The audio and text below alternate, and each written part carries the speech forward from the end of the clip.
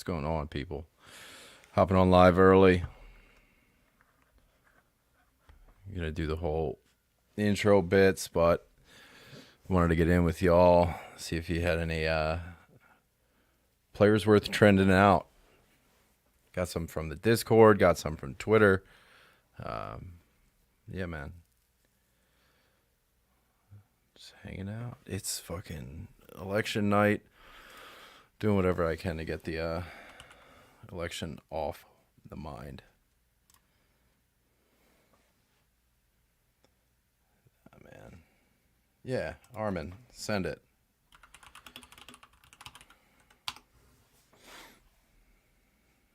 Got a few minutes here.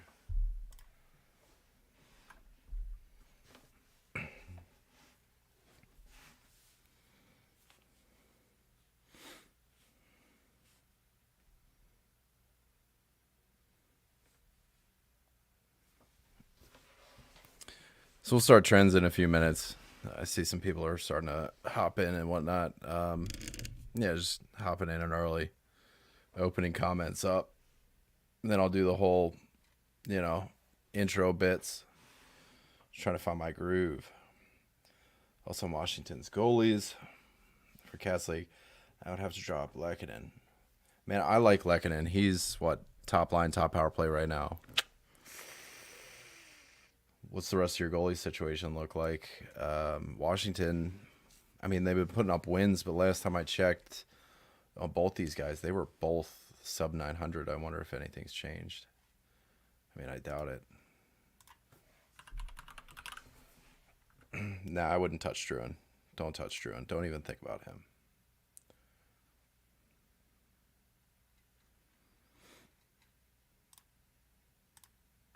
I mean, even when Druin was healthy, he was zeros, just AFK all day. Skinner and Annanen, I think you're all right, man. 3 C eligible guys, 6 left wing. It's never a bad thing to have wingers, but as long as there's some flexibility there. I want to check out. I'm trying to see the roster and statistics now. Fucking boom arms in the way. Yeah, I mean, I know he's been out, but when he was playing, he was top line, top power play, and just putting up goose eggs. So, I don't know. It wasn't something I was super interested in there. I'm trying to... Shit won't load right now. I'm trying to see the Washington goalie situation. All right. Let's see. Lindgren, 896, 500 quality start. Logan Thompson, 894, 400 quality start. And I mean, it's like a split right down the middle. Lindgren's got 6 games. Thompson's got 5. I really don't see how you get any value out of one Washington goalie. You would need both to really cash in on this. Thompson's 5-0, so that's great. But you're still looking at an 894. You've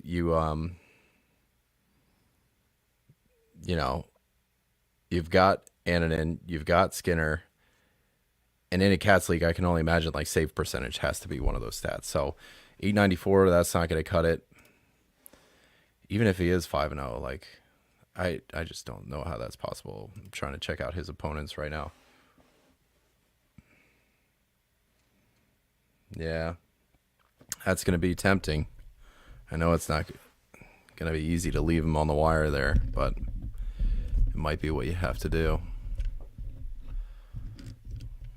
Logan Thompson.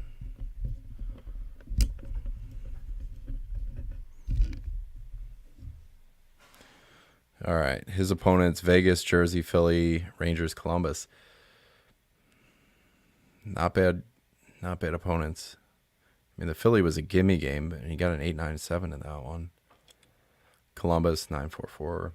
Yeah, I say stick with Lehkonen. Just see what's happening with Lehkonen there. I know you got 6 left wings, and that's kind of tough to hear, but man, I don't know. These Washington goalies, there's better save percentage in the future, I think, for these guys, but it's just when you win games on goal volume alone, like you're not yelling at your goalies, you know what I mean? Especially a 5-0 guy.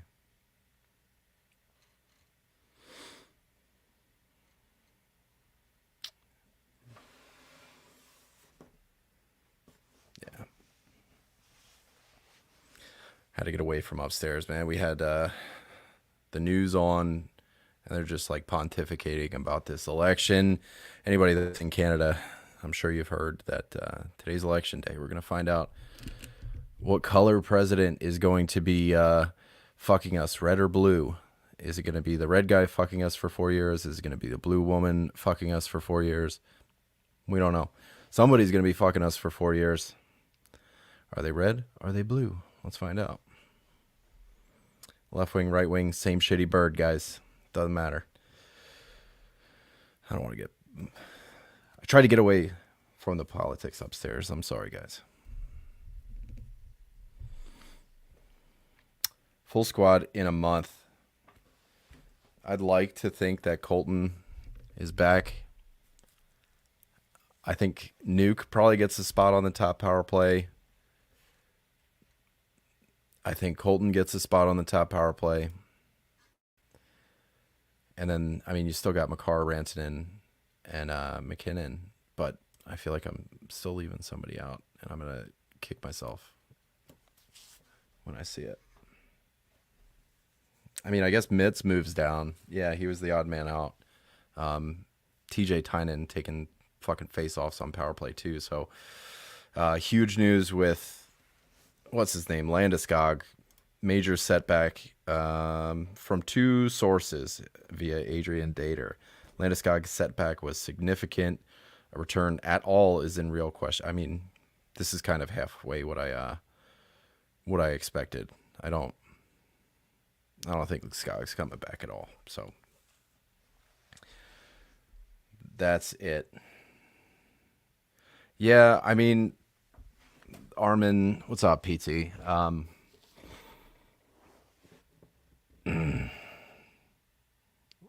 Lex and Druin on the top power play. I feel like Druin is just getting too much credit, and I don't know. He's power play too, no question. It comes down to like Lehkonen or Ross Colton, and then there's kind of a redundancy there because if you do have Nichushkin up on the top power play, like that's him and Colton are two net front guys. So unless you run like a double bumper, kind of like what Vancouver does at times, like Besser and PD will sometimes both play the bumper. Boston used to do it back in the day. Like I always kind of thought of Marchand as kind of like this mobile net front guy. Like he would swing out to the wing, but he would also come in net front. So maybe you can do that with Colton and Nichushkin. But other than that, like I would put Lehkonen down on the second power play. Let's check it out. I'm going to see if Colton and Nichushkin are two different handednesses. So Colton's a lefty, Nuke's a lefty. Can't really have them on opposite sides. Yeah. I mean, I guess you could like shoehorn Lehkonen in there as long as Lek is a righty. But still, I don't know. Like you're not... No, Lex, he's a lefty too. All right, PT, you got a question. Let's get back to it, right? Where did we post that one? Was it in Trends or Player Outlook? I think it was in Outlook, wasn't it? In the Discord. All right. Trying to do some fifth week cleaning and gauge who I will need to start looking to sell high /drop/trade in the coming weeks. Currently thinking Mitz, Huberdeau, Byfield are going to be the weak points. Byfield's, your words, not mine. Byfield sucks. Middlestat losing power play 1. Huberdeau being Huberdeau. I think in terms of value, you'll probably get the most out of Mitz. Depending on what that power play does shake out to look like in the coming weeks as people start to come back. Nichushkin's supposed to be back on the 15th, so I wonder if Mitz moves down, like, TJ Tynan as your second power play center. You need somebody who can be taking those faceoffs down there. So I think Mitz moves down. Nuke comes back. He takes Mitz's spot. Lehkonen stays. Then once Ross Colton comes back, that's where it gets a little gray for Leck. But any advice on how you'd handle this squad? So I'm going to take a look now. That's tiny. All right, let's see. So Huberdeau, Byfield, Boldy, Meyer, Miller, LaFerriere, Anderson, Faber, with the specs. Morrissey, Hedman, Mitz, Nietzsche, Marchand, Barkov, Kachuk, Harley, Norris, Toffoli. Yeah, I mean, you're right. You're spot on with the guys who are going to be the ones worth moving. I think Mitz is probably the guy that I would try to push out just based on what you might be able to get value-wise. Like Byfield being tri-eligible is huge. I think he'll bounce back. Like they've been throwing him all over the lineup. LA is kind of in this weird spot right now, like scratching Fiala, doing all sorts of weird shit. So Turcotte is not playing tonight, but Byfield didn't take the top line spot back. So I don't know. Like before we went into the season, Byfield was supposed to be a center. Like they were gung ho on having him as a center. So I don't know. I wonder if he doesn't take 2C back at some point. And Mitz is C only. I'm checking out your center situation. You've got Hubie, Byfield, Miller, Nietzsche, Barkov. Yeah, I mean, just the way that I love Josh Norris, but the biggest problem with me getting him on my roster is I have too many centers. And I think Middlestat's going to be one way for you to alleviate that as well. Keeping Norris is a big win in that regard. So I'm right there. No, you can't sell Nietzsche. I like Nietzsche. I forget who it was. It was like Sportsnet or something, but they were like, he's got, a lot of points in not a lot of games since he dyed his hair blonde. I guess he like went out golfing with somebody and maybe it was, I forget who it was. But they went golfing and they bet, he had to dye his hair if he lost. And ever since he dyed his hair, he's got a shit ton of points. So blonde Nietzsche for the win. Big time.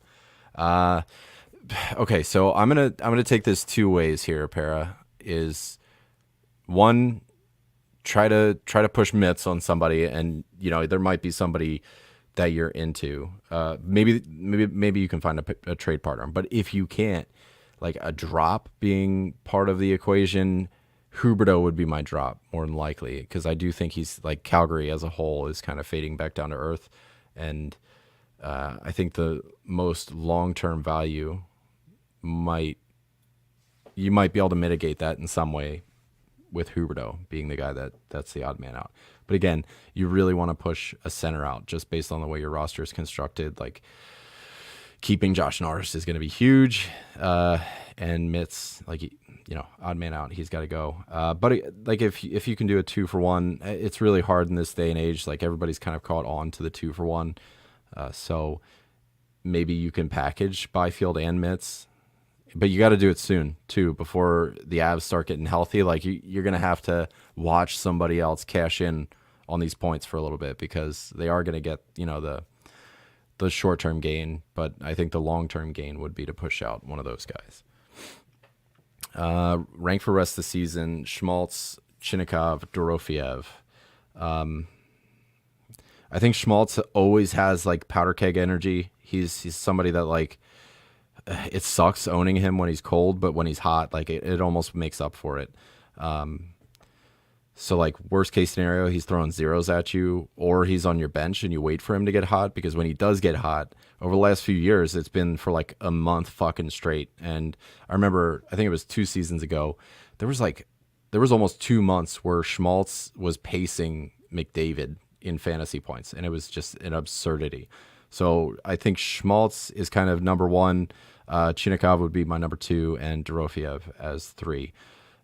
Because I do think there's a lot of volatility in the Vegas lines. As William Karlsson's coming back, and they're just getting used to where their wingers are going to be. Olofsson's going to be coming back too, so I feel like his spot's not as safe. Chinnikov's been getting moved up and down a little bit too, but that top line, man, like I want to share something with you here. So it was something I wrote either in, because I just opened up a Substack because I was bored down in Punta Cana and I had to get fucking fantasy hockey out of my out of my system, I guess. But let's do offensive lines only.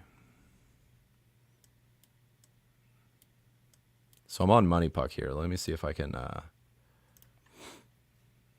get this one. Share. All right, where'd they go? Right here. Like Marchenko, Monahan, Chinnikov, they're the 8th best line in hockey right now. Like Hyman, Draisaitl, Marchand. Obviously these lines are fucking unstoppable.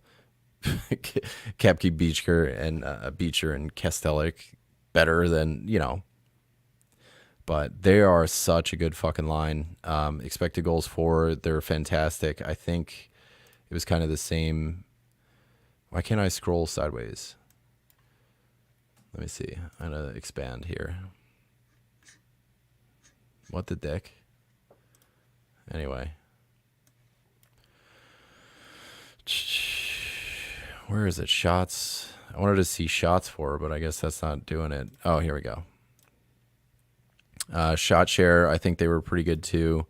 Yeah, I mean the 7th best line here for shot share. Like I don't know what Evason's doing, separating them whatsoever. So like they're so good. And here they are again. Goal, like actual goals. We were looking at expected goals before, but they're 77% of the expected goals, or of the actual goals for. And I mean, you're not beating these fucking lines because, I don't know. Like that's a checking line. Appleton, Lowry, and Niederreiter. So the goals against is going to be wild. These guys had the most unsustainable 2 weeks of their life. This is Kucherov. That's McDavid. So I don't know. Like I really like Chinnikov. That's where I'm going to go for. He'll be my number 2. That was a long way around the. It was like point A to B by way of Z. But yeah, I like Chinnikov as number 2, and then Dorofeyev would be number 3 for sure. Where are we at? Is it 10:30 yet? Yeah, I guess I should start trends. So I'm going to disappear and do the music. You guys ready? Let's do some music. Bye.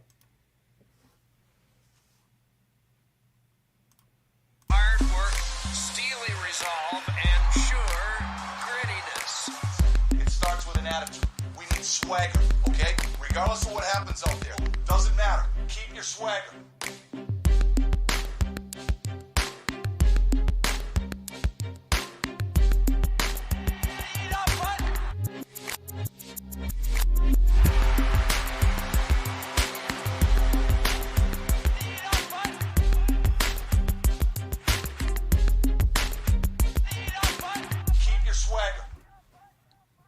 Hello, everybody.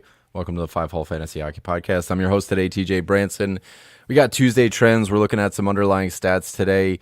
Lots of stuff on the docket in terms of what players we're deep diving.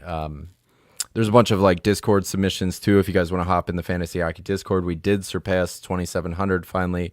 You guys can find us on Twitter at FHF Hockey. You can, throw me a DM, whatever you want to do. There, tweet at us, whatever. Hot streaks, we got Ovechkin, Dostal, Dylan Strome, Alex Laferriere, Martin Nietzsche. Cold streaks, we're looking into Elias Pettersson, Steven Stamkos, Jack Hughes, Wyatt Johnson, and Rasmus Dahlin today.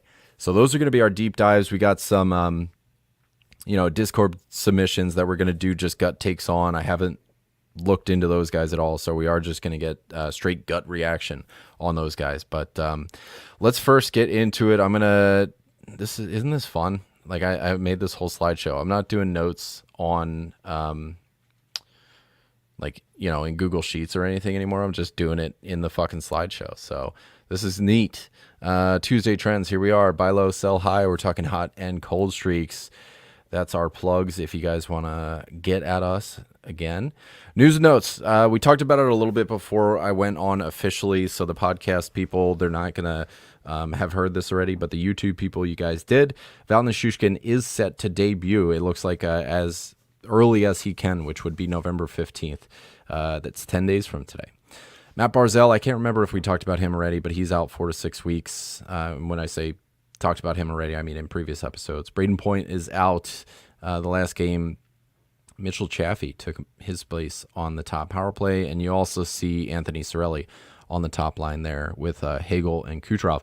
Gensel down with Nick Paul and Chaffee there. Tyler Johnson was signed by Boston. It's a 1-year, $7.75 deal. He's on line 3 right now with Poitras and Frederick. Oliver Bjorkstrand was scratched tonight. This is Dan Bilesma making a statement. He said it was not just for OBJ. It's for all the forwards. They are 4-5-1 in their last 10. So Seattle really wants to get things going. Out of Dallas, Tyler Seguin is apparently dealing with a lower body injury that's going to be nagging him all year. And they said it's really going to be bothering him on back-to-backs. So this is going to be a frustrating player to own. If you're in a deep league and just not in a spot to be dropping somebody like Tyler Seguin, you're going to have to do a lot of monitoring when it comes to his status. If you remember like Rupe Hintz a few years ago, where every other game he was day-to-day or out or this or that, it just feels like one of those load management kind of things where he's not playing first or second half of a back-to-back. We'll see what happens there. This also means that there's going to be a lot of fluctuation with Dallas's even strength lines. Like right now, Jason Robertson's on line 3 with Wyatt Johnston and what's his name? Radulov. And line 2 is like, Marchment, Duchesne, and Maverick Bork. But what I'm getting at is like, with Seguin back, they're gonna have more flexibility. They're gonna move things around. So you might see like right now, J-Rob on line 3 with YJO. Like, why is J-Rob on line 3? They're just making things work. Like they have to spread out the offense a little bit. And I think when Sagan's back, like you'll see different fluctuations. So it's just one thing to consider. When you're talking about or thinking about guys like Wyatt Johnston as a drop or J-Rob like frustrating or buying low and, I'm not going to buy low on him. He's on line 3. It's going to be different next game, more than likely. So there you go. Jake Wallman's a scratch. Adam Boquist is a scratch. These are big-time sleepers that were going into the draft. But you got Brant Clark, so that's 1 out of 3 guys. So they're done. For me, they're drops. Like Timothy Liljegren he's running QB1 in San Jose. That's actually a really fun team. Like, years ago, I was not a fan of San Jose at all, but I think they're growing on me. And high-powered offense, this is a team that looks fun to watch. So Lilly on as QB1, I'm a big fan there. Anthony Mantha got hurt tonight. He did not return to the game. And Samuel Ersson is traveling with the Flyers. Kolosov got the start tonight. That was what was there, 10 goals in that game? 6-4, I think, versus Carolina. So now the Flyers are 0-8-0 without Ersson in net in the last 8 games there. Some more news and notes. Nashville had 16 shots on goal versus Los Angeles the other night. 3 shots on goal in the entire third period in which they were down. Ryan O'Reilly had his second career fight. I forget who he was standing up for. Maybe it was Nyquist or something. But, anyway, he is here's a little bit of trivia for you. Ryan O'Reilly is one of 4 badasses remaining in the league who do not wear a visor. So think real quick. I'll give you the answer in a few minutes. I'll give you some time to think about it. Who are the other 3 that don't wear a visor? Anyway. William Karlsson has 5 points in 4 games since returning from injury, 11 shots on goal in the same span, so almost 3 shots a game there. Tom on ice is a little worrisome, 13, 14, 15-ish. Center only, guys like him are really producing. Josh Norris, we were talking before we went on. Armin, you got it. Ryan Reeves, Jamie Benn. The third one is a little bit hard, so I'll give you that one. That's Zach Bogosian. But yeah, those are the only 4 guys that don't wear visors anymore. So William Karlsson, Josh Norris, like those are 2 center-only guys. We were talking before, I was talking with Tehran here. You really, really want them on your team. It's just like a lot of the times your roster does not justify it. Just center is so deep, and center only is a really, it's a tough place to be. So if you do have room, Carlson's one way to look. He's 33% rostered right now. Dylan Holloway took a puck to the neck. he's okay. He did go to the hospital. He was stretchered off. Period 1 ended 1 minute and 11 seconds early. They took that time, tacked it on to period 2, just with everything that was happening. He was like stretchered off. He ran right to the hospital, but word did come out that he's doing all right. Some lineup trends. Quentin Byfield's on line 3 with LaFerriere. Alex Turcotte was on line 1. He's out tonight. Not sure why. I couldn't really find anything on that one. Tampa Bay, Sorelli, we talked about this a little bit before. He's on line 1 with Kucherov and Hagel, and Gensel with Chaffee and Paul. Utah, Logan Cooley's been running line 1 with Keller and Genther for a bit now. Barrett Hayton on line 2. Pittsburgh, Malkin, Crosby, Raquel is still a thing. I got to check. Does anybody notice, did Malkin get left wing yet? That would be huge, because he's on one of my teams and is center only. Still center only.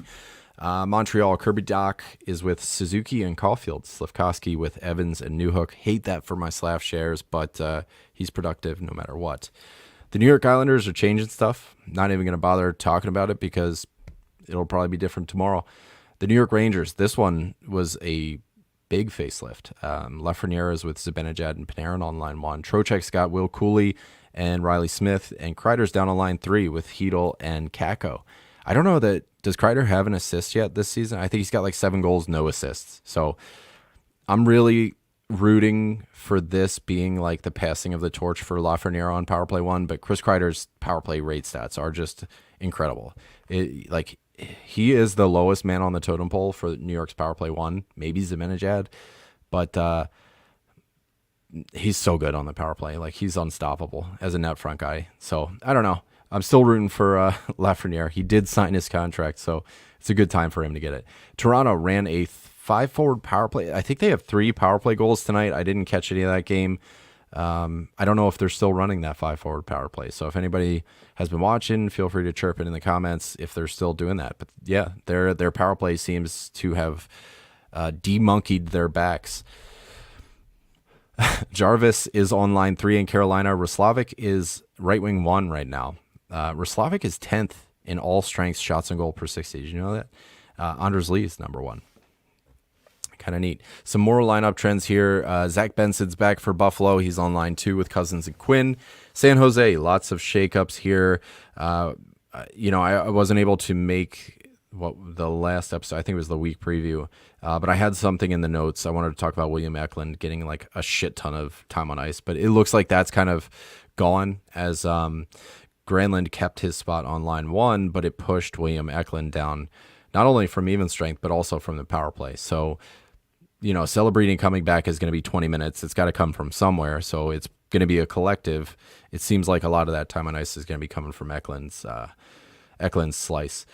So Celebrini back from injury. He's on line 1 with Granlund and Toffoli. We already talked about Lily on power play 1 as QB there. And that's with Wenberg surprisingly keeping his power play spot. But I guess maybe that's for like face-off purposes. I have no idea. But yeah, Wenberg, Toffoli, Celebrini, Liljegren, and Granlund. That's your San Jose power play 1. Chicago, Kurashev, and Donato are the newest line 1 Bedard companions. Teuvo Teravainen down on line 3. Arturi Lehkonen, here we go, on line 1 with Mac and Rance, and he is power play 1, knocking Ivan Squared off of the top power play. Dallas, we talked a little bit about J-Rob and Yjo on line 3 when we were talking Sagan. He's with They are with Alexander Radulov down there. Ben's on line 1 with Stank and Hintz. Marchment is with The Douche and Bork on line 2. Deep dive. This is where I was talking about it. We got Ovechkin, Dostal, Strome, Laferriere, and Nietzsche in the hot streaks column. Cold streaks, we're going to go big guns. Pedersen, Stamkos, Hughes, Johnston, and Dahlin. Fuck, I wish I had a drink. I got nothing down here. Anyway, let's get into it. You guys like that? Neat. Anyway, Ovechkin. Time on ice looks good. He's got 11 games played so far, 9 points in there. 104-point pace. I feel like my math is way off here because if he's got less points than games played, there's no way he has more than a point per game point pace. So forgive me on that one. 36 shots on goal, 3.3 a game. Shooting almost 20%, but it's Ovechkin. 29 hits, 3 power play points, and 5 minutes 13 power play time on ice. Here's a player card for him. For those of you on YouTube, bit of a player card, more of a eyesore, but if you can dig into that a little bit, feel free to do so. Where am I at? With Ovechkin, there are some red flags, some green flags, and I'm going to get into it here in a little bit. The red flags for me are his shooting percentage is up over 70% from last year. But again, this is Alexander Ovechkin we're talking about, and I feel like last year was a bit of an anomaly. So when I see, up 70% from last year, that's going from 11 to 19. So I feel like that's just the ship correcting itself. So for this to be a red flag, it's kind of in the middle for me. On-ice shooting percentage is up 46%. This should be worrisome because he's in the 15s now. His last 4 games played is where he's gotten 9. Okay, so this is where my math went wrong. I was taking his last 7 days as his season totals. Yeah, so I took these stats instead of those stats. He's got 7 goals, 7 assists in 11 games played. That's what gives him the 104-point pace. But if you look, his last 4 games, 5 goals, 4 assists for what, 185-point pace? I mean, he's playing outside of his mind right now. There is his on-ice shooting percentage in that range in these last 7 days, 4 games, is 22.2%. That's like double what a sustainable range would be for somebody, even of his caliber. The PDO is almost 120% in that range. You just can't buy into it. I mean, anybody that thinks Ovechkin's going to get more than a goal per game, this is one of those situations like, do I believe in just that small sample over the rest of the season? No. Do I believe in Alex Ovechkin as kind of like a rebound candidate, a bounce back candidate? I do. Is he going to be somebody that hits 40 goals? I feel like I would take the under on that one. So that's where I'm kind of in this hold/sell territory. It's a really, really hot start for him, and the things that do give me a little bit of pause, like he's on over 200 hit pace right now. Like this is vintage Ovi. The shots aren't breaking 300 like it used to, so that's what it is. The shots on goal per 60 pace is down almost 6%. So for me, Ovi's, I'm enjoying it. Like I would hold. I don't know if I would buy, because this red hot streak that he's on right now is going to swell his price a little bit, and that's not something I'm willing to pay. And if you can sell at that price, that's great. The power play point pace is down 23%. So I have this in red flags, but it's almost like a green flag, because his power play points, like he's got I don't even know how many power play goals at this point.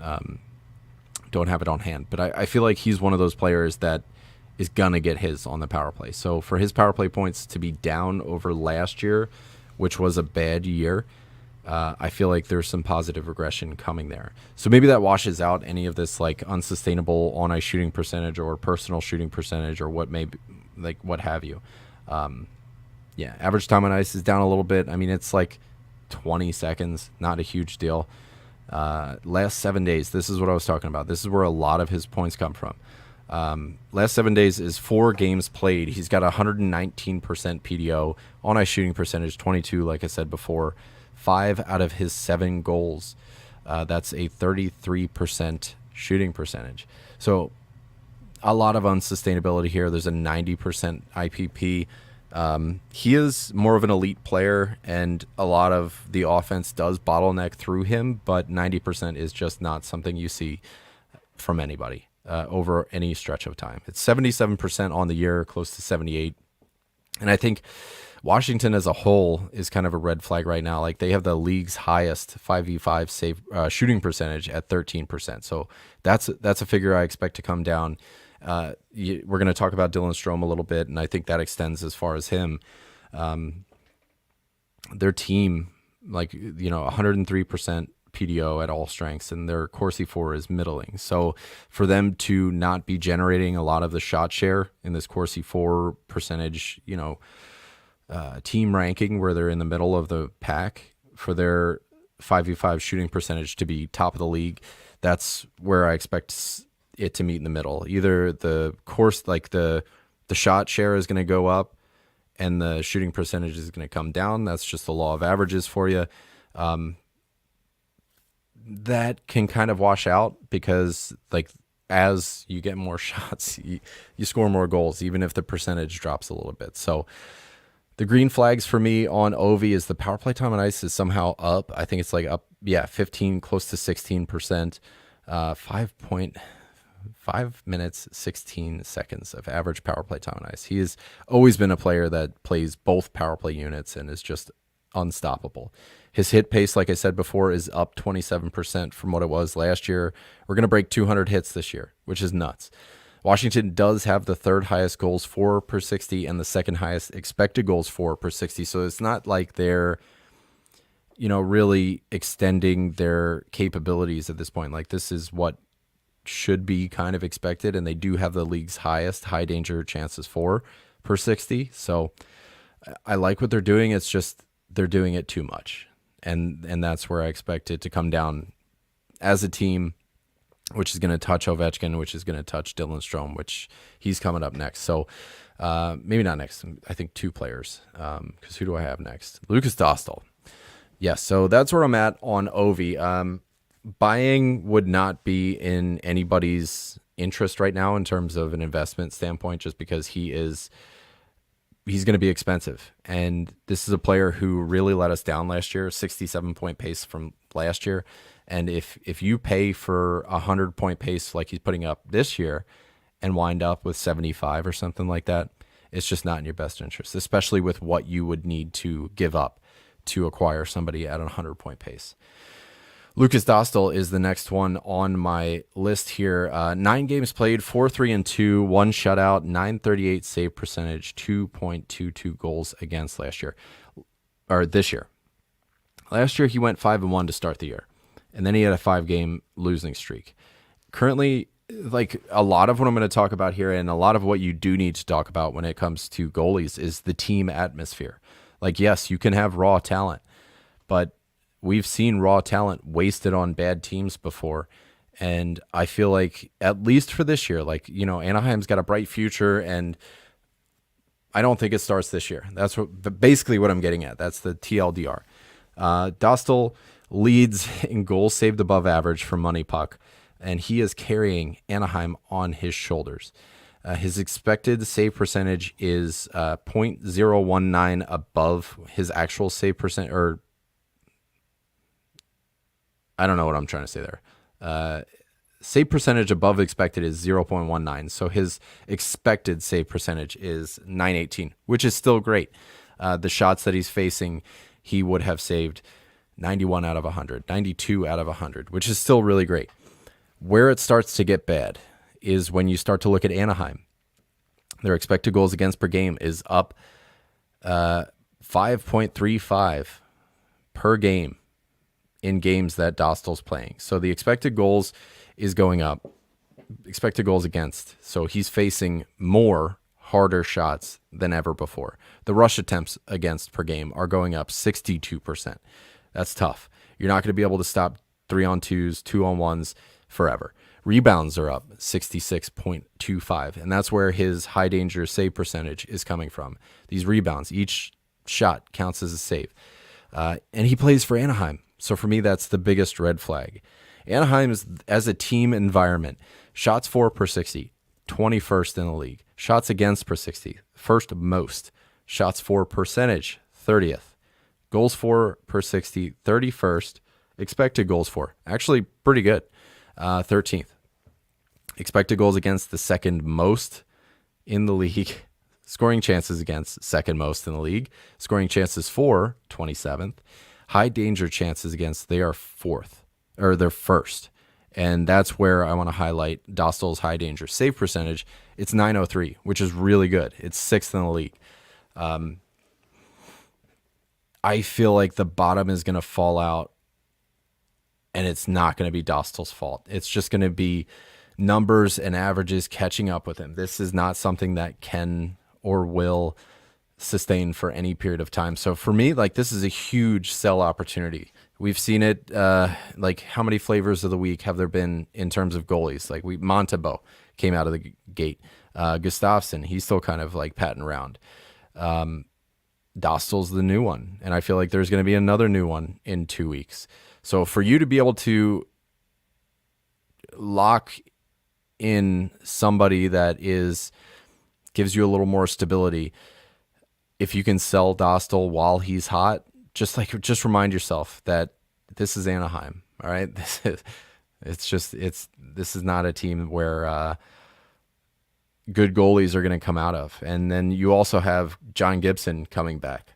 Not that he's going to be the 1A in any capacity whatsoever. I don't think he's the starter anymore. Dostal is obviously your starter. Even last year, he got 44 games. But Callie Klang is eating a much smaller slice of the pie than John Gibson is going to be able to. And I think that's where the volume is going to really start to dissipate for somebody like Lucas Dostal. I don't think it's going to dip below 50%. I think he's still going to get, 55, 60. But right now he's seeing a lot higher than that. So I think the volume goes away. The quality stats are going to go away as well. So this is going to be a goalie that I just don't see long-term stability or like return on investment, even as a waiver wire pickup. Like, he's going to be hurting your team sooner rather than later. And that's just the nature of goalies. And then you compound that with the stats of Anaheim as a team, just in the corner with this. So I think Dostal is, for me, he's a perfect sell high opportunity, and you want to do this before the bottom drops out. I think that game against Chicago, as good as he might have looked, the box score stats are really starting to drag him down.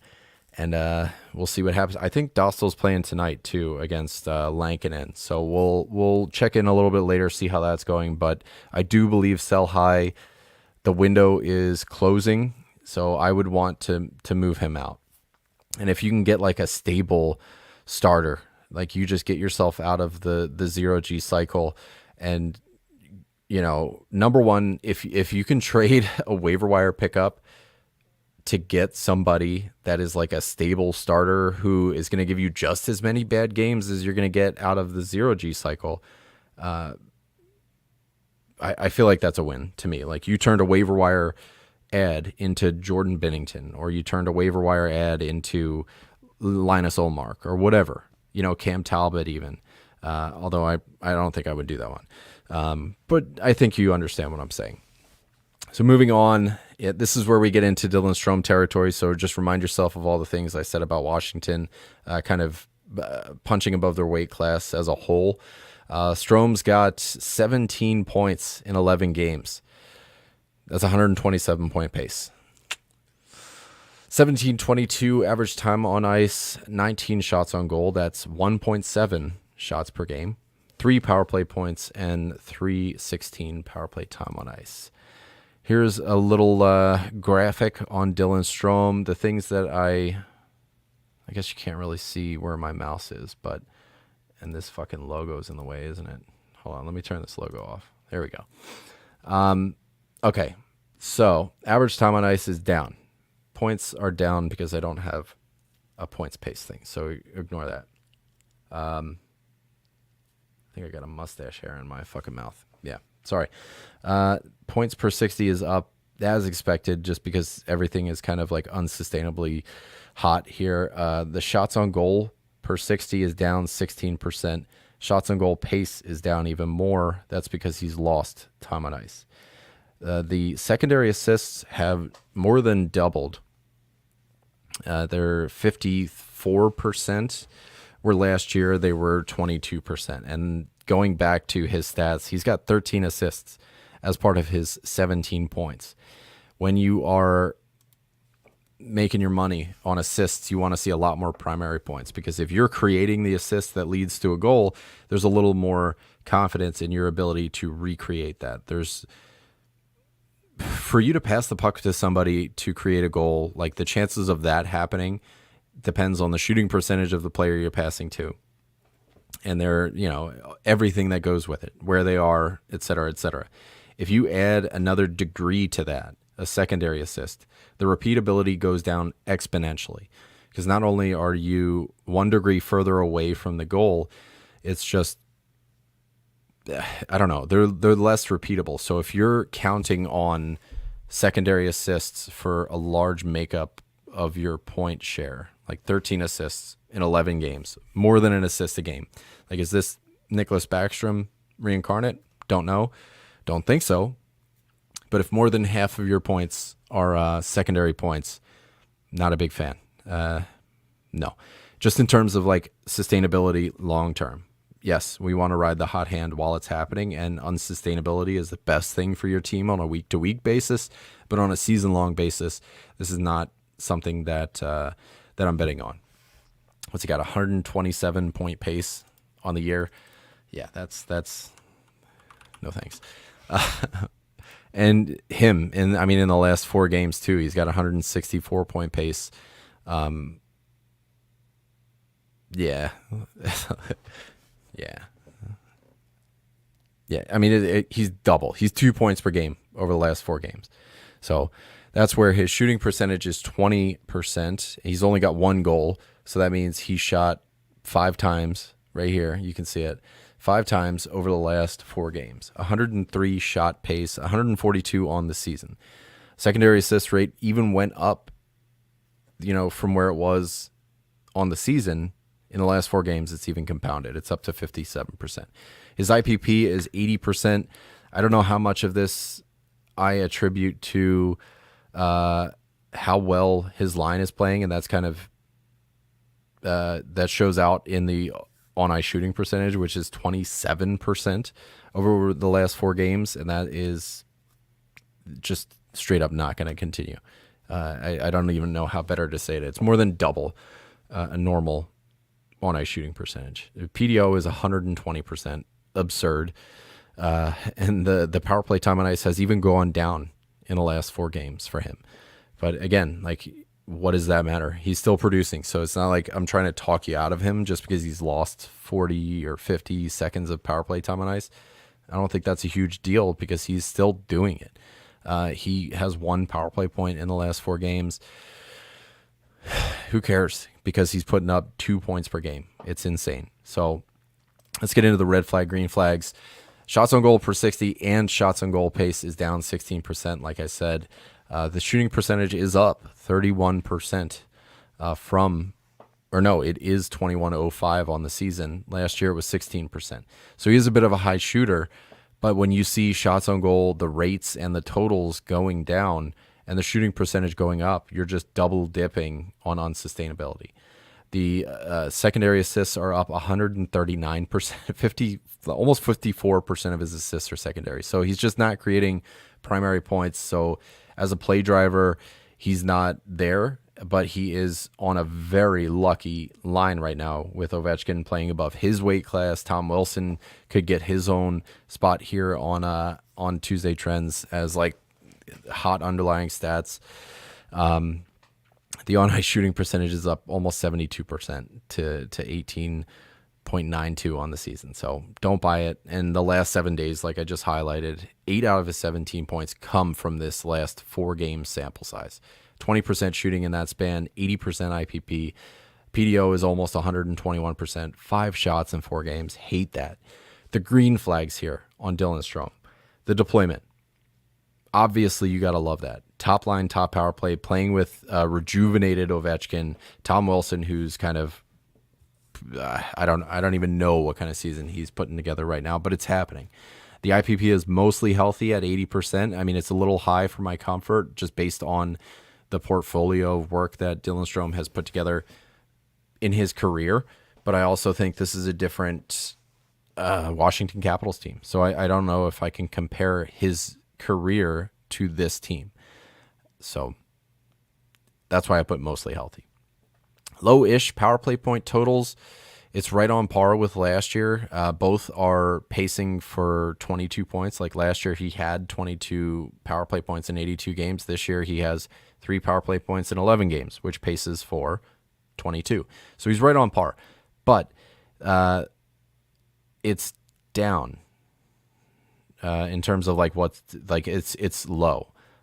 So I wonder if that washes out some of it. I don't think it's going to keep him at 127 point pace. Like the washout isn't going to be that strong. So whatever. This, Dylan Strome is a perfect sell high candidate. And his power play time on ice is up 12% on the year, but has been going down in the last 4 games. I don't know if that's just due to a lack of opportunities over that span, or, you know, maybe they were just ahead by so much that they didn't really need the top unit out, or maybe his line was on the ice before the top unit goes out, or the first unit goes out, like, you know, first to get the power play time, not exactly the top unit, but maybe he was tired. Huge sell high candidate for me. I feel like Ovi is also a sell high, but like I'm more willing to accept what Ovi's doing because he's done it before, where I don't have that with Dylan Strome. So there's not the trust there, the rapport. Like he's been good.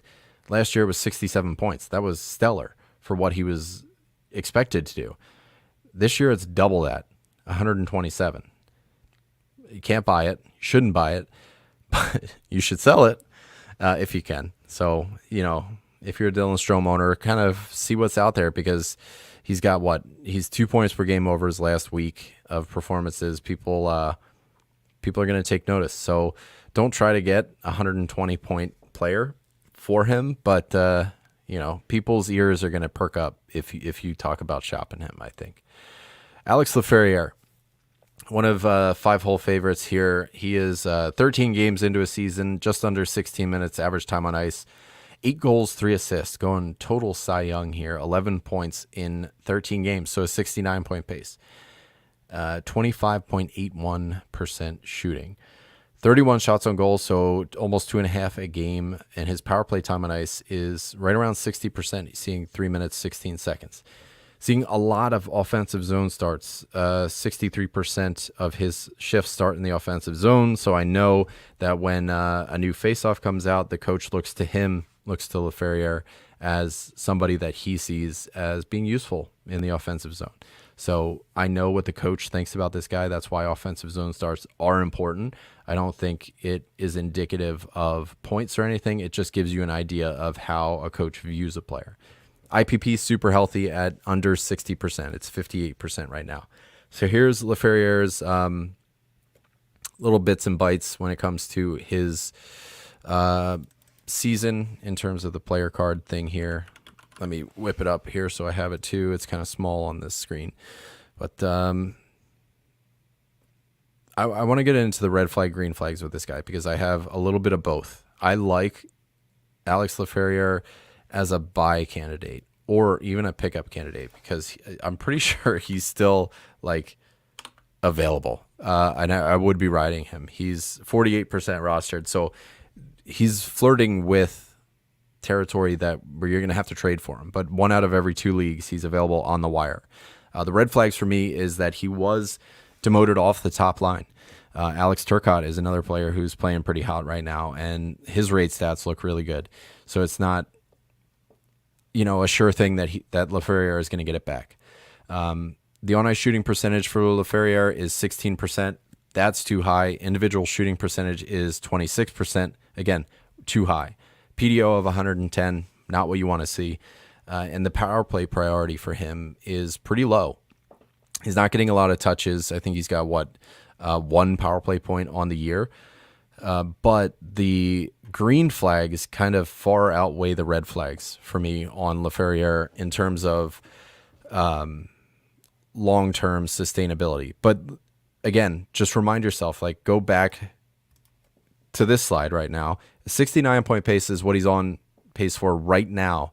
And a lot of the sustainability stats tell me that 69-point pace is probably going to come down closer to 60, maybe 65 if we're lucky. Like if this unsustainability can last long enough for him to, kind of like squirrel a bunch of points in and hold on to them and then have like a sustainable season for the rest of the season. I think 65 could happen.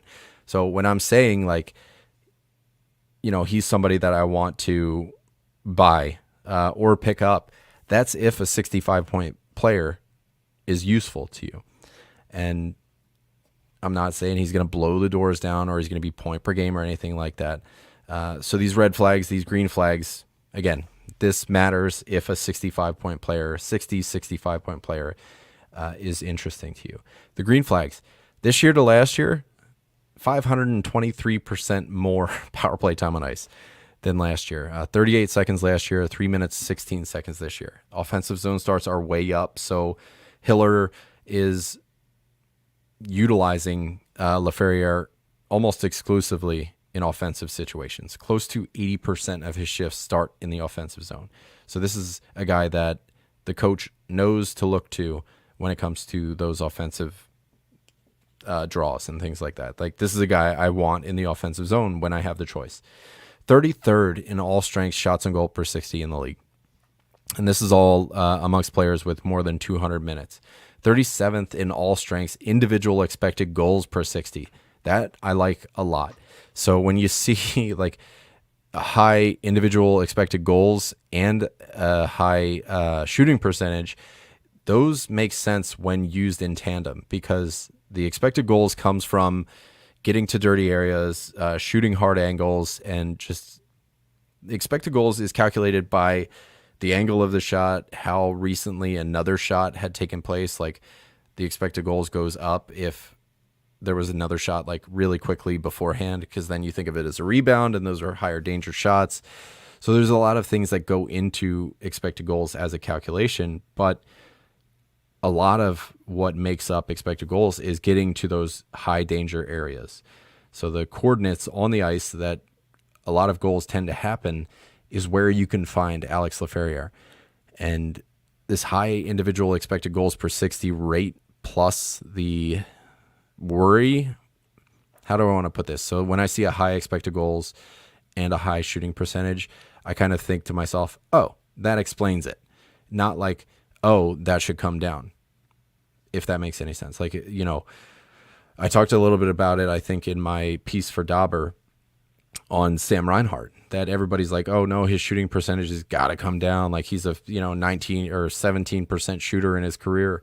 Like, he was not getting utilized the way he's getting utilized in Florida when he was in Buffalo. Like, he's a net front guy playing with the highest caliber of players in the league, a Stanley Cup winning team. He lives in high danger areas. So the shooting percentage is going to go up. You cannot use career averages when a player's usage has changed that drastically to a new area where you live in a high danger area. Like, your shooting percentage is going to go up. Think about net front guys like Chris Kreider, like consistently high shooting percentage. Anyway,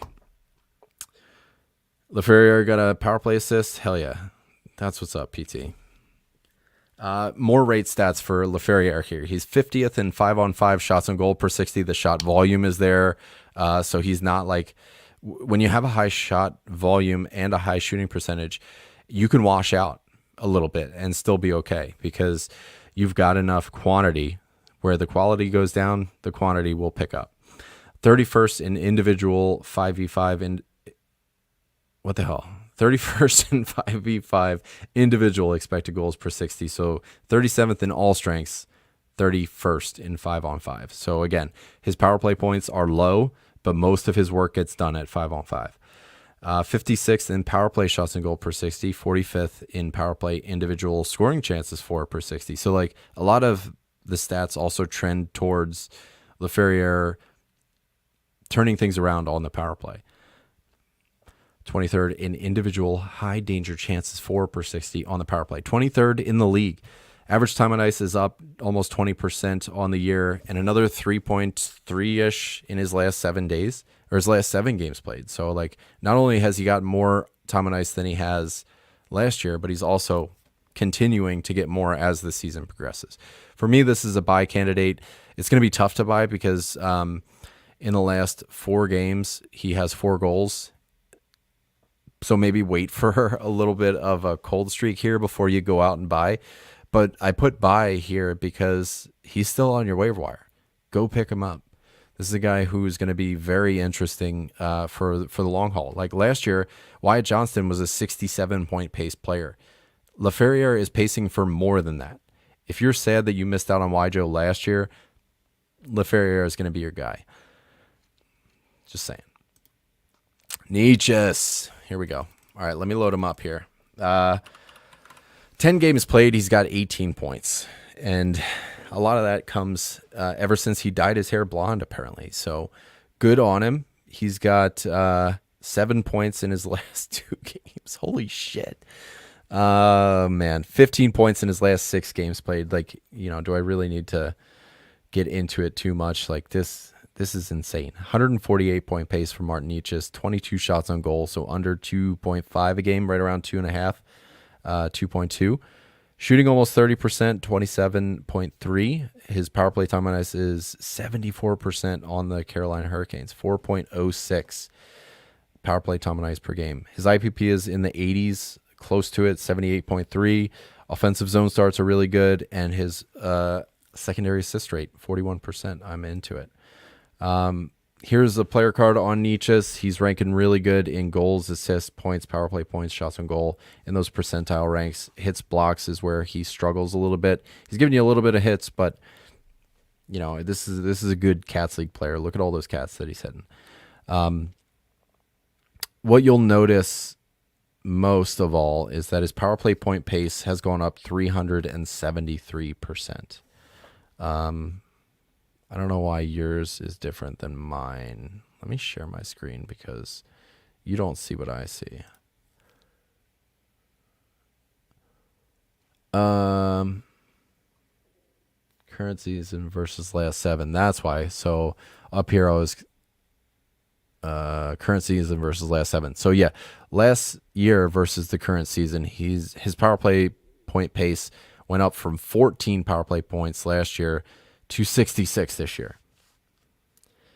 I mean, straight up, just ask yourself, is he going to get 66 power play points? The answer is no. Is he going to shoot 28% the rest of the year? The answer is no. Is his on-ice shooting percentage going to be 30%? No. So there's a lot of no's here. But I also believe that Martin Nietzsche is a player who could easily crush 70 points in his breakout season. So I think this is a breakout season. So for me, this is a hold because I am in on Martin Nietzsche with the asterisk that he's not going to be a 100-point guy. So the cool-off is going to be very, very drastic. For him to go from 148-point pace on the season like he's at right now down to where I kind of expect him as a 70-point guy, that cool down is going to be tough, which is going to be a great time to buy. But I don't know that that he's going to be available right now. Like Carolina's on fire. Martin Nietzsche is insane. Like in his last 6 games, he's got 15 of his 18 points where he's shooting 31%. His on-ice shooting percentage is over 20, and he's on an 82 power play point pace in this last 6 games. So the power play is where he's eating, and the food's almost gone. This is not a buffet. This is a tapas, right? So I mean, it's almost over. The prefix, whatever. The red flags for me on Nietzsche is the full season to date on-ice shooting percentage of almost 18%. That power play point pace of 66 that's more like he got 56 points last year. He's on pace for more power play points this year. More just power play points. No. And the shots on goal per 60 pace is down. Where am I at? Yeah, 22% on the year. So his shooting percentage is up 162% on the year. There is nothing remarkable in his underlying stats. Like I tried to find a redeeming quality for him in those underlying stats. Shots on goal per 60, scoring chances 4 per 60, individual high danger. Like he was 100 plus in the league in every single category. So I just couldn't find anything that he's like remarkable at that would explain this. It's a hot streak, and that's all it is. But I think not only has he built up a big enough nest egg out of his points just in this small span for him to still have a very good season, that I think he's a player, number one, worth holding. So I just don't see... he's not a 90-point guy yet. I think maybe the chance is there, but I just don't I don't think Aho getting 90 points would be normal to a good season, to an above expectation season. So for Nietzsche to do it, I don't know, not into it. Don't buy it. Amon, Trump looking good. I don't care.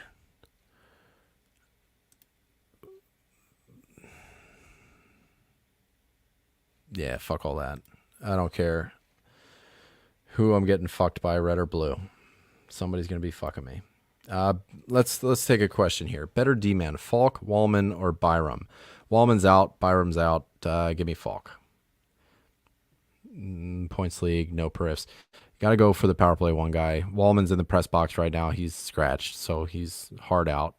Byram, I don't know. He's behind a few guys. Yep, Falk. Final answer there. All right. Green flags for Nietzsche's. The first thing I have here is that I like him. I think I like him. The power play time on ice is up a lot. It's up 97%. And the secondary assists are very healthy. The IPP is very healthy. Carolina has a wagon right now. I think they're 7-game win streak now with their win over Philly tonight. So they're looking really good. They're shooting up the rankings. They're looking as solid as it gets. So Nietzsche's is a hold for me. Not buying, not selling. Let's get into the cold players, guys. We got a few of those. First up is Elias Pettersson. Now, Maddie had a really good piece on him in the last episode he was on, the week preview, where he talked a little bit about Elias Pettersson's tendonitis and how that might be affecting him right now. He's got 4 points through 10 games. Time on ice is pretty average for him, but he's on a 33-point pace, and that's worrisome. And what's even more worrisome is that he's lost a full shot per game, and he's shooting under 7%. Power play time on ice is right in line where it's always been. And this is like, I don't know, because things like an injury like that tendonitis that Maddie was talking about, that's something that's hard to confirm by just looking at the stats. But what you will see is there's a fuck ton of red on this chart here. The only things that are in the positive are that he's blocking more than he has before. And this cell down at the bottom, the power play percentage, that's broken. So don't even pay attention to that. He's actually getting less power play time on ice than last year, but by only 4%. Time on ice altogether has gone down up 1.5%.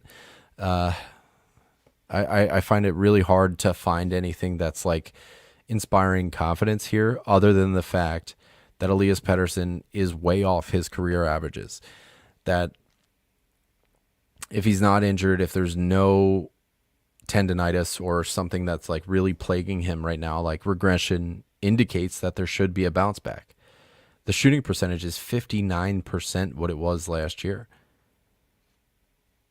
What? The IPP is 31% under what it was last year. His IPP is 44%.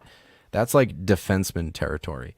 He's not where he normally is, in like the 65 to 75% range, getting in on points. So he's getting in on less points. Vancouver's scoring less goals. I think they have the worst 5-on-5 shooting percentage of any team in the NHL. I think I did that because Stamkos is coming up, and I remember Predators have the second worst. Very low PDO for Pettersson here. The on-ice shooting percentage is 31% under what it was last year. So that kind of like gets you to a point where you know that the entire line that he's playing with is struggling. The entire team that he's playing with is struggling. There's like, not only is your IPP down, so the percentage of points that you're getting in on is down, but the percentage of points available is down too for Vancouver. So this is bad. This one for me is a soft buy, because I am genuinely worried about Elias Pettersson for this year.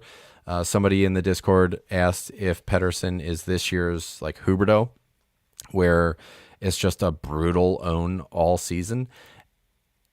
And I kind of buy that. So for me as a soft buy, like if you can buy Pedersen for scraps, I would, just based on the chance that there might be a bounce back around the corner. He's gone through months and months and months before where he's just down, whether it's in his feelings or if it's because of an injury, like he's just down, but then he snaps out of it or snaps into it. It depends on what side of the season his cold streak is on. But anyway, like if you can make that gamble, like I wonder, like a Dylan Strome for Elias Pettersson offer right now, like I lean Dylan Strome. So for me, like it would have to be a player that's less than Dylan Strome that I'd be willing to give up for Elias Pettersson. So, I mean, very soft buy. And the reasons for concern outline that. Like the shots on goal per 60 is down 48%. One shot on goal above 80 miles per hour this year. This is coming from NHL Edge, and I'm kind of pulling from what Matty was saying in the week preview. And his skating speed is down 25%. So PD is one of those players that, like, you know, hardest shot competition, he was right up there. I remember his slap shots were just, you know, on Instagram or on Twitter or whatever, like just bombs coming out. He has one shot above 80 miles per hour. That's a fucking change up in hockey. Like most shots are like 90 something. So like one shot above 80 is just really not Pettersson. It's very uncharacteristic entirely, to the point where I'm starting to believe that there is an underlying injury that's really bugging him. And the skating speed being down 25%. You know, I kind of made fun of NHL Edge, a lot of their stuff, but good on, like, kudos to Matty for actually finding something useful there, because this is huge. And if there is tendonitis there, then it's not one of those things that's going to get better this year. Straight up. It won't. But that's a pretty big if. Again, like, we don't have confirmation on it. So, or maybe we do. I forget if Matty said we did or not, but I don't know. For me, this one's either, like, we're not in drop territory, right? Because, like, dropping third round guys is what, like, you know, that's the whole thing on which 0G is built on, right? Like, you can't waste that high of draft capital. So you're forced to hold somebody like this. And I think if somebody wants to soft buy, I would let them. Like, if you could just get a fucking streamer spot over Elias Pettersson right now, you're making out. So if you can turn your blinders on to your rear view mirror, if Pettersson does rebound, and just get a streamer spot and rid yourself of this, because this is a huge drawback, like a 33-point pace guy that's like a must start most of the times, just based on his like pedigree. That's bringing you down. That's not helping your team whatsoever. So if somebody tries to soft buy, I might even let them. So this could be a sell low that I'd be in on. Next up is Stammer. I think I got like Wyatt Johnston and Rasmus Dahlin left. I'm going to try and speed this up a little bit. Stamkos, 12 games played, 19 and a half minutes time on ice. He's got 5 points, just barely beaten out Pettersson with a 34-point pace. The power play time on ice is the second best it's ever been in his career at 4 minutes and 2 seconds. And he's shooting 6.1%, 50% IPP, and a 1.1 5-on-5 shooting percentage. Now, I have something a little different here for Stamkos, and this is going to be pretty much only applicable as a visual aid for those of you joining me on YouTube. But what I can tell those that are listening in podcast world is that what I've shared is a bunch of heat maps from Steven Stamkos. You have his isolated impact via HockeyViz, and then there's 2 shot maps via Evolving Hockey. Now, on the left is Steven Stamkos's 23-24 season, where a lot of his shots were coming from. You can see this huge orange bubble coming right from his circle, right? That OV spot. That's where all of his shots and goals were coming from. And then the heat map here with the red and the blue versus the orange and like the kind of purple. The red and the blue shows a lot of shots that are coming from the slot, shots that are coming from both of the circles, even back at the point. And what he's doing this year on the other side of the page, on the right side, You're still getting a lot of those shots that are coming from the circle, but what you notice is that all the slot shots are gone. Like there's a huge crater comparatively. Like, you have this big red mass from 23-24. Granted, that was, Tampa and a comfortable place, a familiar place for him. Like that's where he spent his entire career. And Nashville is entirely new. So this could just be learning curve or, what have you. And then what I'll show you in the middle are two shot maps. So you have the power play goals from 23-24. Most, like all but one, come from that circle. And then his 5-on-5 goals from 23-24, which are all coming from the slot and from that home plate zone right in front of the goal. None of those places are places that Stamkos is getting to this year. And you can see that with the red and blue shot maps that's happening on the right side of the page here. He's not getting, like, there's a cold zone in front of the net. There's a cold zone in front of in the slot area. So he's not getting to the places that he's most comfortable. And it's not, I don't know what to make of it. So I'm going to show you a bunch of his stats, which are all fucking red and negative and stuff like that. But again, this is a team problem. Nashville is the worst, or the second worst 5-on-5 shooting percentage team in the league. And it feels like they really have some shit to figure out. They were one of the best rated teams coming out of off-season free agency and things like that. And I have nothing logical that I can tell you in terms of like why this is happening. What I can tell you is the red flags and the green flags. I think there's some reasons for optimism when it comes to Stamkos and some reasons for concern.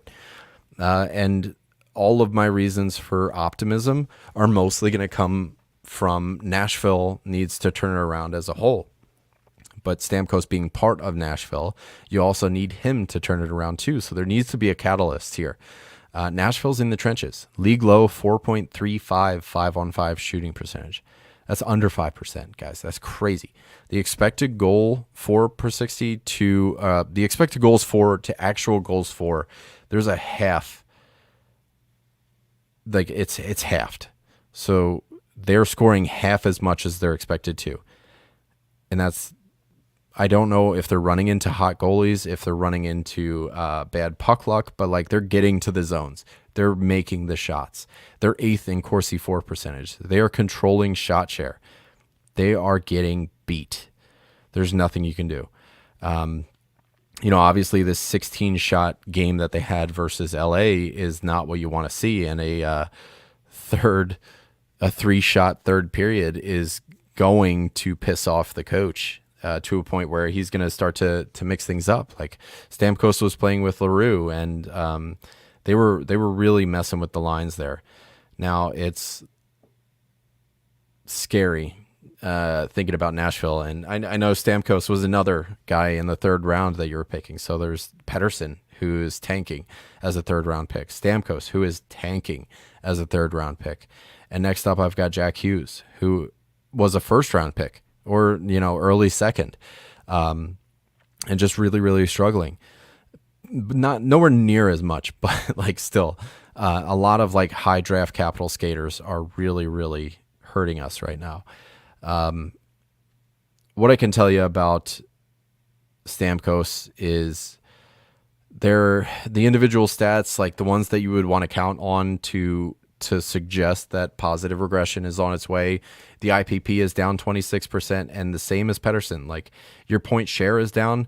The goals available to get in on are also down for Nashville. So that's, there needs to be a keystone here in place somewhere. The on-ice shooting percentage is down 54%. His line mates are not scoring. He's not scoring. The team's not scoring. Last year, his on-ice shooting percentage, again, Tampa, was 13. This year, 6. And that's bad. So his points pace over the last 3 games was 55 points. He has 1 goal, 1 assist, 2 points in 3 games. His on-ice shooting percentage was where it was last year. And his IPP was where it was last year. And that's still a 55-point pace. and that's hitting the under even on most projections when it came, like when you factored in moving from Tampa to Nashville, nobody had 55 points. Nobody.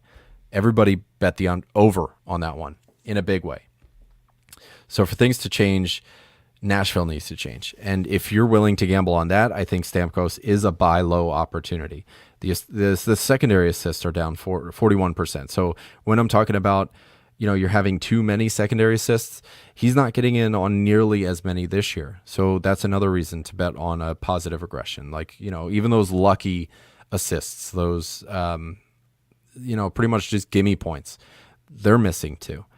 The shooting percentage is down 60%. The average time on ice is up from last year. He's seeing 19 and a half minutes. The power play time on ice is up 8.42%. He's seeing 4 minutes, 40 seconds this year, or 4 minutes and 4 seconds. Like, he's seen a lot of time on the power play. The offensive zone starts are up too. So, the new team, the new coach, they're utilizing him in a way that he wasn't getting utilized in Tampa. So I don't know. The reasons for me, the concerning reasons I have here are the shots on goal pace is down close to 10%. It's 9.2 shots per 60 is down that much. His shots on goal pace is down 17%, but that's because he's seeing more time on ice. So, it's a more pronounced, like the shots per 60 went up small amount, and then the shots on goal pace because his time on ice is up higher than, anyway, whatever. Nashville is scrambling. There's no continuity. You can't build chemistry with your line mates because you barely have, like, now he's playing with like Juuso Parssinen as his center. He was playing with Tommy Novak. He was playing Colton Sissons. What are you going to do? Like, figure it out, find a combination and stick to it. I feel like, Forsberg has enough of a rapport with Parssinen, with Novak, with all these guys. Like, why wouldn't you put Stamkos up with ROR and, March or so with Forsberg and just spread out the wealth a little bit? And I wouldn't be surprised if, like, that's an option going forward. This is a bad team right now, and they should not be bad. They have one of the top 3 goalies in the league. They have an offense that everybody had ranked very high on paper in the offseason. So I don't know what to make of it. So I am buying on Stamkos if anybody's selling.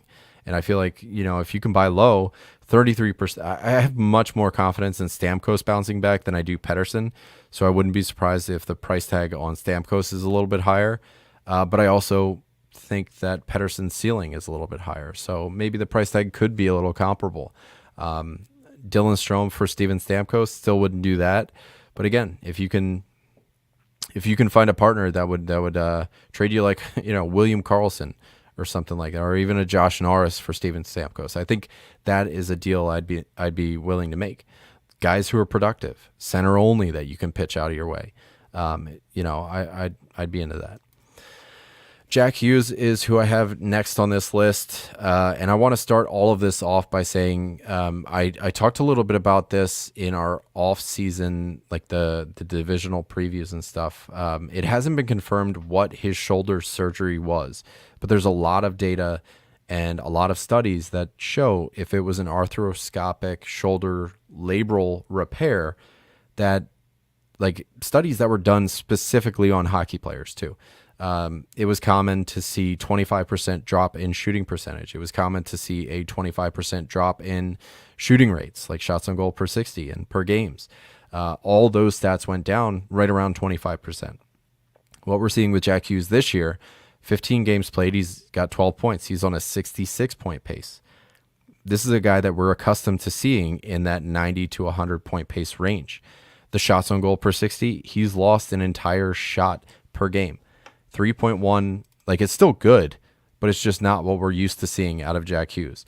3.1 per game right now. His power play time on ice is still right around where it's always been, almost 4 minutes. Power play IPP is 50%, and his regular IPP, all strengths, is 57. So here is his player card. I'm going to cheat, and I'm going to be reading the green flag, red flags off my little list here while you guys take in this player card and all the red that there is. And this is funny because on the next slide, I'll just skip ahead to it. If you want to see this, you can pause or rewind or whatever. Hit me up. I can share the Google Sheet with you. I have buy, sell, and hold here because I think there's an avenue for every single option. Like I feel like you could buy if you can buy low. You should. If you can sell and recoup the name cachet on Jack Hughes, I think you should. If you can hold, I think you should. This one is just one of those weird situations. Like the IPP and the power play IPP are too low at this point, to the point where I think there is a lot of positive regression coming. That's going to push him into that point per game range. Like last year, 98 point pace. This year, I'm taking the under on that based on, his shots on goal per 60 is down almost 30%. And that's not good at all. Like 29 and change, not good. Shooting percentage is down 11.76. That's always something that can change at any point. But the shot rates being down, like his shots on goal pace last year, 362. This year, it's 251 shots that he's on pace for. That is very telling in terms of what is to be expected from arthroscopic shoulder labral repair. And they were very under wraps about what this procedure actually was. And Cole Caulfield saw the same doctor last year and had a bit of a down year. And this year, I mean, he's fucking tearing it up. So it's only like, surgery plus 1 year that you really see this kind of a drop. He was, I think, in the Dauber, the quote unquote experts panel, my pick for disappointment was Jack Hughes. And I think a lot of this is going to kind of boil down and reduce to this surgery. If you get a arthroscopic shoulder repair, then I mean, I can share this article with you guys. It's a fascinating read and just impossible to understand. But it's like, basically what it said is like you can expect 25% less points. And that's where we're at. The point production is down 33%. But there is enough here that leads me to believe, like, the buzzword should. He should bounce back. 8.7% shooting percentage is low for him. He has brought that up in the last 3 games, in the last 7 games, and even in the last 13 games.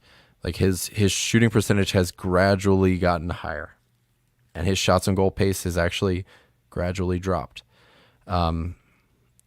He's got 6 shots over his last 3 games, 24 in his last 7, and I'm seeing that shooting rate drop over time, like as we get closer to now. But I think it can come back. And I think a big part of what I'm missing here and kind of like dancing around is also, this is a completely new team. Not only personnel wise, like they've gotten a lot of new players, but it's also a new coach. There's also a new goalie. Jack Hughes is leaned on heavily, not just for leadership, but also like production. So he's got a big role there, and it's a new team. So I feel like he's going to feel that a little bit more.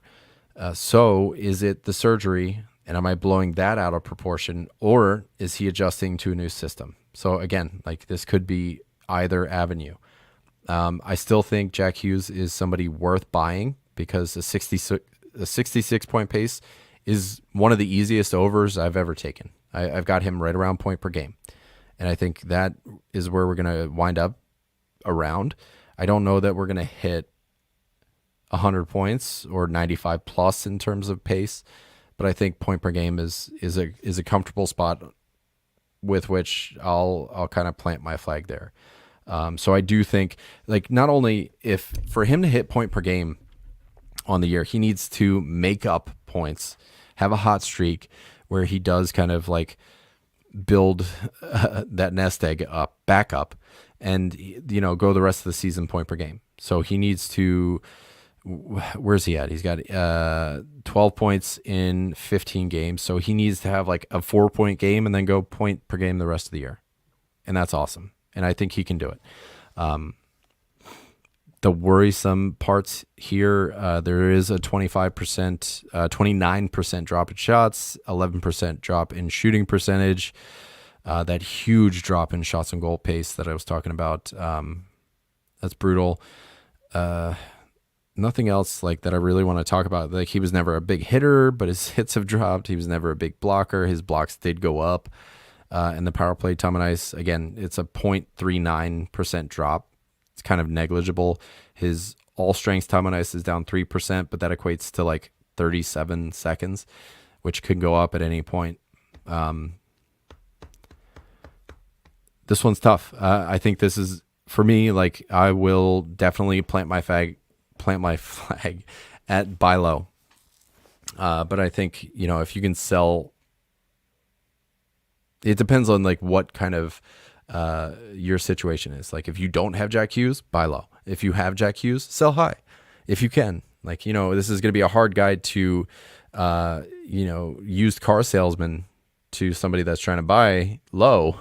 But if you can be like, no, this is a 100-point guy, and if you can sell him as like point per game or better, I think you should, especially if you can recoup any sort of value that it's going to help you now and later. Or just hold, because I do think there's a pretty big rebound in the tank for him. Oh man, I have Wyatt Johnston here too. Shit, I really got to speed this up. All right, so Joe is on a 45-point pace. He's got 11 games, a goal, 5 assists, and right around 19 minutes time on ice. Shots are 2.5 a game. Power play time on ice is up to almost 3, and he's shooting 4% on the year. His power play IPP is 33%, and his regular IPP is 66%.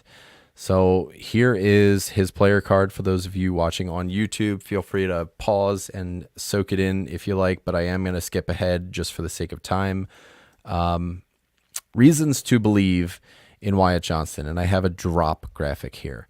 And this is very contextual. The reasons to believe in Wyatt Johnston, his average time on ice is up. His IPP is 16% below what it was last year, but I also believe that last year it was probably too high. It was 79% for a guy that, was kind of making his first name for himself. This is a classic case of playoff bias, I guess. Like, he had a really good playoffs, and I feel like a lot of people took notice. But he was a 65-point pace guy last year, and he's 20 points under his pace right now. Like, his points pace is down 30%. If a 65-point pace is him getting back to normal, and that's useful to you, then I would buy. Like, if you're in a deep enough league where a 65-point player makes a difference, then I think buying is the right move. But if you're in like a 8-team league or a 10-team league, I think this guy's a drop. I honestly do. Because for him to rebound, you're looking at a 65-point guy. And 8-team leagues, I remember 8-team leagues. The waiver wire is flush with 65-point guys. So, having somebody that's nothing but an anchor right now, basically his ceiling be a waiver wire guy, that's not rosterable to me. So I feel like, shallow leagues, Wyatt Johnston is absolutely a drop, and that sucks because his ADP was 53, which is like a 4th or a 5th round pick, depending on your league. If you are in one of those 8-team leagues, then you're looking at like a 5th or a 6th. I think that's 5. So yeah, 8 times 5 is 40. So 8 times 6 is 48. Yeah, I guess 6th round. That's tough cookies. You could have taken a goalie there. Gosh. The reasons for concern: his shots on goal per 60 pace is down 9%. The shots on goal pace is down 14%. The secondary assists are up 148%, and he is still below his last year pace in terms of points. So he's getting a lot more lucky points this year and still not beating last year's point pace of 65 points. Last year's point total, because he did play all 82 games, so I don't even know why I'm saying pace. He is getting 61% more power play time on ice, and his power play point pace is down 25%. So this is, I actually probably should have had this in the green flags area, because last year he was on pace for 10 power play points, and this year he's on pace for 7. So for his power play point pace to be down 25%, like, yeah, it's not a huge drop, but you would expect a lot more from a power play 1 guy who's seeing almost 3 minutes of power play on Dallas, right? So I think that is one reason to believe, one reason that not only should he come back to 65-point pace, but he might be able to build on that too. So 65, 70, maybe. But I really don't think we're looking at like a bona fide breakout player here, especially not with the way that they're utilizing guys like Logan Stankoven. Even Maverick Bourque is getting better deployment right now. Wyatt Johnston, yes, is getting top power play. But if you compare Stankoven and Wyatt Johnston right now, just on paper, like, take the names out of it, take your bias out of it, because I know Wyjo is a really fun player to root for, really electric, like fun to watch guy. But if you look at Stankoven, you look at Wyjo, Stankoven's the better player. How long is it before that power play 1 spot gets swapped out the same way that the line 1 spot got swapped out? So Stankoven is breathing down Wyatt Johnston's neck right now. So that, to me, is another point of concern. For him to bounce back to a 65-point player, does that beat Logan Stankoven, who, again, could be his very own Tuesday Trends episode? He's on pace for 75 points this year. So not only is he playing better than Wyatt Johnston this year, but he's also better than Wyatt Johnston was last year. So why would the coach, why would management, why would anybody who's trying to run a business, who's trying to run a winning team, why would anybody be right now in Logan Stankoven's corner or in Wyatt Johnston's corner? So I just don't see it. And like Stank's shots on goal per 60 are like right around where Laferriere was, 9.41. Let me check Laferriere right now, because that I remember it being very close. Yeah, Laferriere, his shots on goal per 60 is 9.06. So like Stank's shots are great. Yeah, I don't know. Like Stankoven's doing nothing right now that is making Wyatt Johnston look bad. He's just doing things to make him look good. Wyatt Johnston's making Wyatt Johnston look bad. So again, what's stopping them from putting Wyjo on power play 2 and Stank up on power play 1, which could be happening in the very near future, just based on the numbers. That's it. So for me, Wyjo is a drop in shallow leagues, kind of a tough hold in 12-team leagues where he would have been a 5th-round pick. Where I much rather would have had Shesterkin or Hellebuck. Rasmus Dahlin. This one, I'm going to end on a brighter note, because I do think things are changing for somebody like Rasmus Dahlin. 13 games played, he's got 7 points. That puts him on a 44-point pace and rising. 22-41 average time on ice, 33 shots on goal, 2.5 a game. Power play time on ice is pretty good at 3 minutes. He's shooting 3%. So, yeah, you factor in that's low for him, and that's low for a defenseman even. So, tough. His IPP is 39%, and his power play IPP is 50%. So, he should be getting in on a lot more points just based on what should happen. Here is a little pause if you're into it. Again, I'll share this Google sheet if you're into it. The reasons to believe that Rasmus Dahlin is a buy, and he very much is. He's got 5 points in his last 4 games. So things are turning around, and they're turning around very quickly. In his last 4 games, he's also seeing more time on ice. In his last 2 games, his time on ice is up over 26 minutes a game. He's shooting a lot. Wow. Over the last 5 games, his shots on goal per 60 beats Stankoven's, beats Laferriere's. It's 10.37, puts him on a shot pace of almost 350 shots. Crazy. 9 shots in his last 2 games. That's a lot. I'm digging it. Okay, shots on goal per 60 on the year is up 1.5% over last year. Not a huge number, but a number nonetheless. The power play point pace is down 32%, and if you put the power play IPP being low on top of that, the regression would mean that power play points are going to come back. The problem is Buffalo's power play is absolute cheeks right now. I'm pretty sure it's dead last. Where is it? It's it's like 5% or something. It's bad. It's really, really bad. So, and he's part of it. So he's part of the reason it is bad. It's not like some, genie hanging over the rink that's just like making things go bad. Like they're just not making things happen.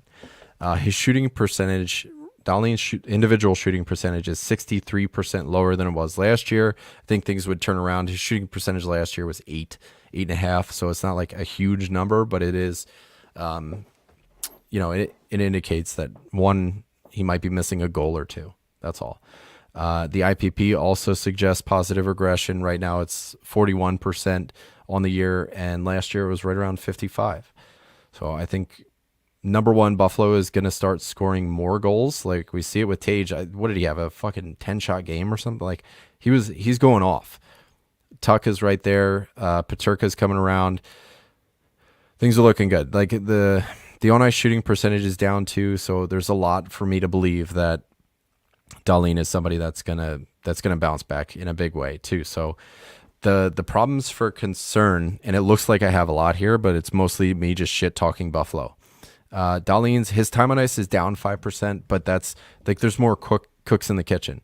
Owen Power is starting to take that time on ice, and just all over the place. Buffalo has a terrible expected goals for 60. Expected goals for per 60. They're 27th in the league. Very worrisome is that Dahlin's hit pace is down 62%. Like last year, he was on pace for, he had 195 hits and was on pace for 197. This year, he's on pace for 75.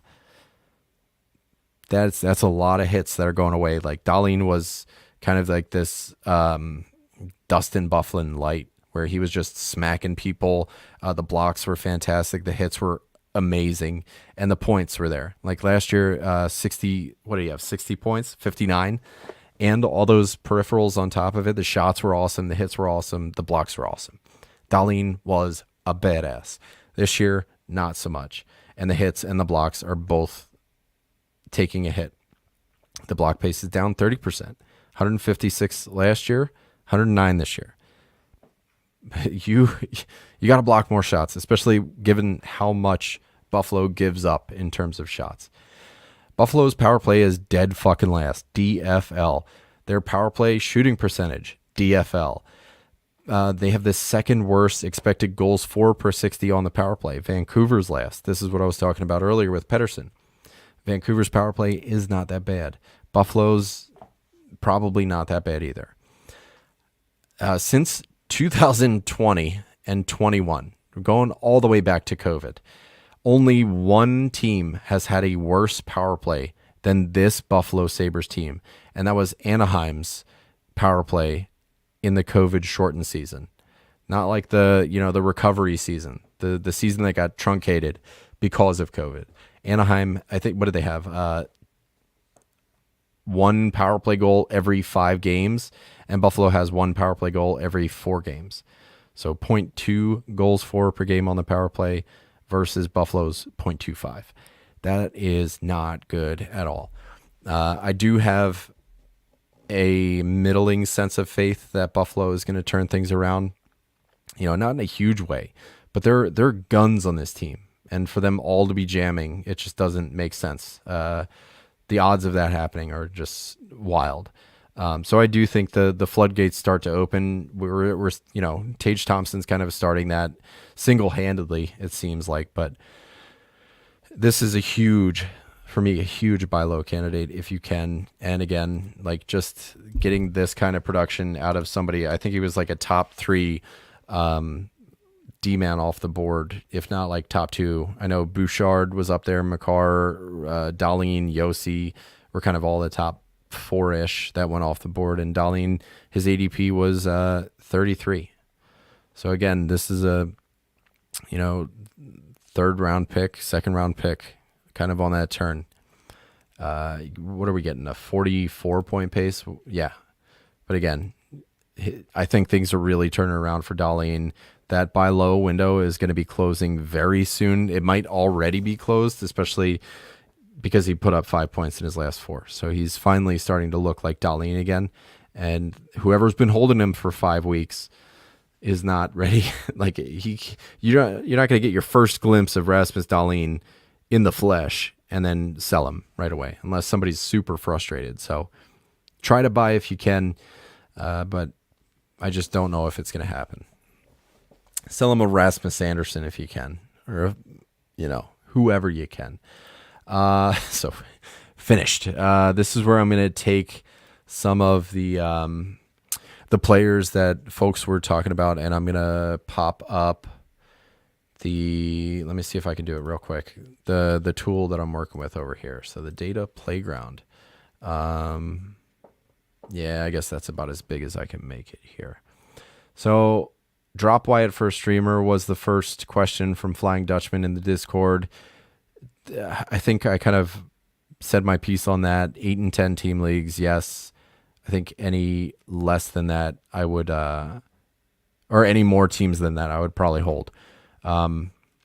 Circler, daily faceoff showing Granlund line 1 with Celebrini. Maybe he doesn't take a production hit after all. So let's check out Granlund here and what he's been able to do. I think one of these settings doesn't work, and I think it's last 7 versus last 14, or yeah, there it is. Last year versus, oh, that one doesn't work either. Okay, that one does work. So last year versus this year for Granlund. We're going to see a lot of green. He's doing better, but what is good to see is his shots on goal per 60, more than Stankoven. Well, maybe a little bit less than Stankoven, but more than Laferriere. I'm just going to keep using that as like a measuring stick, right? So Granlund, his shots on goal going up like this in tandem with Tom on ice that also goes up is a fantastic thing to see. Look at these percentile ranks too. Like his goals percentile is easily in the 90s, assists way up there. I can actually check for sure. 92nd percentile in goals, 93rd in assists, 96th in power play points, 98th in power play points. Shots on goal in the 97th percentile. Hits and blocks, he's still contributing in a big way. This is a huge player to own right now. Huge. Let's look at some of the sustainability stats and see if we can start to drill down on whether this is something we can expect. Shooting percentage, 13.64%. I am not scared off by that number in the least bit. Look at this healthy as fuck secondary assist ratio, 37.5%. That's even down from last year. And last year it is 71 point pace. Incredible. On ice shooting percentage, super healthy. PDO, low. Hits down, who cares? He's given us a hit a game. And that's actually up from last year. Blocks are down. Again, don't care. On ice offensive zone starts, they've gone up, so the coach really likes him. The power play time on ice has gone up 12.19%. Man, I hate to say it. This is what scares me away. Are we going to get 44 power play points out of a San Jose Shark? No. And that seems like an easy question to answer. But how much below 44 points are we going to be taking out of this 88 point pace all day? So for Granlund to stay in this 70 point neighborhood and just really have kind of rubbed our feet these first few weeks with this 88 point pace, 94 in his last 14 days, he's been incredible. And I think there is going to be a small cold streak that brings us down into the 75-80 neighborhood, but that's where I'd pin him down. And I think San Jose is such a fun team to watch right now, and I really think Granlund's the real deal. So I'm there for that. So Circler in the Discord, I appreciate the question. I'm with you. I think Granlund, his production does not take a hit. So Cold from D-Stu, he wants to see what Kiru looks like. Let's check it out. That's a lot of red. Oh, fuck. All right. Time on ice is up. The shots on goal per 60 is going to be the next thing I look at. They're floating pretty healthily. Like, the last 14 days are what he was doing last year. So let's check out the last 14 where he had 4 points in 6 games, puts him at a 55-point pace. He's still floating around where he must have had a really hot first couple weeks, and I remember he did. He's not far off. Like, he's doing slightly better points pace-wise. So this, to me, just looks like a 2-week cold streak here where 4 points in 6 games is going to be letting you down. I think a lot of that's going to come back. No secondary assists whatsoever. So the on-ice shooting percentage is probably pretty low too. Yeah, exactly. He's not getting in on shit because nobody's scoring shit. But he is getting in on literally everything that's been scored in the last 3 games. So St. Louis is going to bounce back. Rob Tom comes back at some point. He's a big source of assists and catalyzing. Is that a word? Being a catalyst for offense there. So Kiru has my confidence in terms of getting back to where he should be in this kind of 65, 70-point range. Justin Falk, this is going to be a hard one to project because, fresh power play time on ice, 44% more than normal. Power play point pace, 14. That's exactly where I have a St. Louis QB1. Time on ice is up. The points are downish, 34 points. Last year, 41 from a power play 2-point roll. I said this, kind of at the forefront of finding out he was the QB1 and Broberg before he got hurt. He was either like dual running power play 1 with Falk or took it from him. So that's what you got. Good shots for Falk over the last 3 games, 191 shot pace in that span here, but just brutal on the year. Huge drop in shots on goal per 60. Shooting percentage went up. Things don't look good for Falk's sustainability, both in terms of like he's not going to be a 0-point player, but I also don't know that like breaking 41 points is going to be out. Like that's not a sure thing whatsoever. Top power play in St. Louis, like the last player to break 20 points, I think was Pietrangelo when he was in San Jose or in St. Louis. And then it was Torrey Krug like his first year, but he only got 19 points. And since then, nobody has broken 15 power play points from the top power play in St. Louis. So this is just not like, QB1 in St. Louis. Who cares? What I like for this, for Falk in general, like if you're in a Cats league, that's what he does. But this is not a rosterable shot total. This is barely like you're getting better from Kiefer fucking Sherwood and Will Cooley. Block space, that's pretty decent, but that's hard to roster on a season long. And what he's doing over the last 7 days, no points in 3 games, 1 point in 6, 5 in his last 12. Like that's about where I have him, man. Like he's a 30 to 40 and on a good year, 45. I don't think this is going to be a good year. So this does not surprise me. 34 points. Like he is exactly where I think he would be. So, cold, yes. Expected, yes. All right, let's check out Cousins, which also comes from D-Stew here. I have a feeling this one is going to be unsustainable as fuck. All right, so he's got 4 points in 12 games. That's a hard low. Let's see. Shots and goal per 60 are up. Shot pace is up. That's because shot time on ice is up as well. That right there. I mean, that's your smoking gun. Last year he had 18 goals, which accounted for, a third of his points. And that's gone. So I wonder what his expected goals looks like. Is he somebody that has just been getting shit lucky? Maybe. Let's see. The hits are another great source for him. Yeah, 178 hits from Cousins. I'm holding I'm holding on that alone, like 246 shot pace, 178 hit pace. So much faith that these goals are going to come back.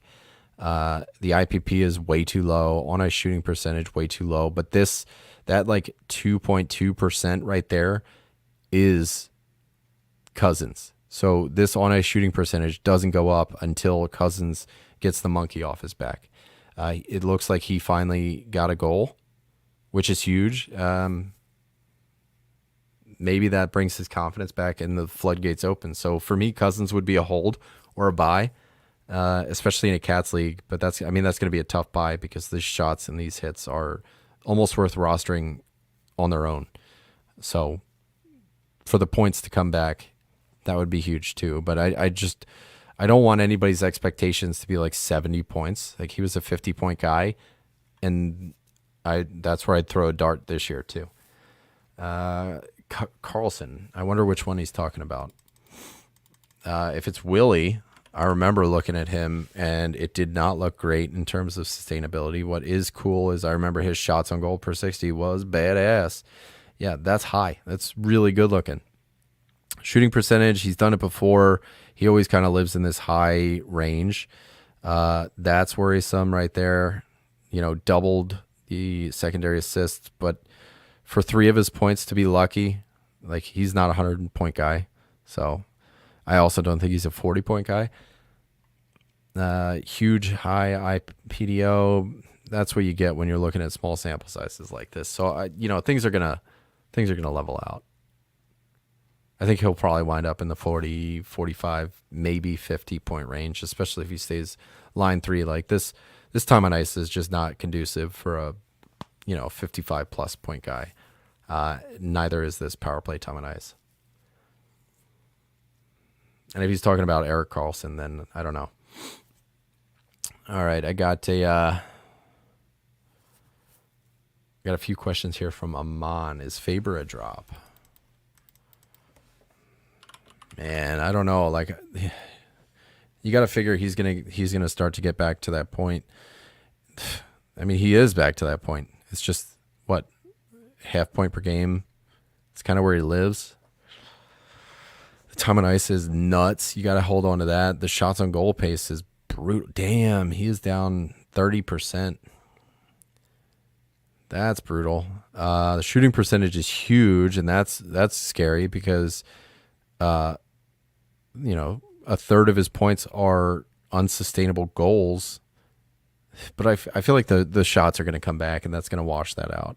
A lot of secondary assists. This is not a sustainable player right here. But look at this. This will wash out. He'll get in on more points, but that's got to come down too. But this is a result of Kaprizov having the season he's having, Joel Eriksson Ek having the season he's having, Matt Boldy being just an absolute badass this year. So I wouldn't put my expectations too far away from this 45-ish point guy. Like if you could be happy with 45 points, then you should be happy with Brock Faber. Is Orlov worth a look? I feel like this one's going to be a perif guy. 49-point pace on the season. That is just my gut take is that I don't buy it. And right here, his last 2 games, he's got 3 points, which account for half his point total on the year. So 25-ish points of this are what I would consider unsustainable. But he's been, look at that, blistering shots on, holy fuck. But that's 8 shots in the last 3 games. I wonder who his opponents were that let him do that on 20 minutes time on ice. Shooting 25%, don't buy it. On ice shooting, that's a problem. Ooh. Look at all those offensive zone stars. Coach really liked him that game, eh? Yeah, I don't buy into this one long term. I still think he's a 25, 30-point guy. The power play time on ice is, it's nothing. It's literally nothing. And it's even down 75% over last year. I would say, like, if you have flexibility in your roster to to play Orlov while he's hot, go for it. But I wouldn't be dropping anybody. That's a long-term investment for a short-term hot streak here. Zellweger or Falk? So we looked at Falk already. I'll take that into account. Zellweger, yikes. I need that to go up for it to be worth it, because this hits blocks, that's not enough to warrant it, unless you're in like a points only league, and even then, like, Falk is still beating you.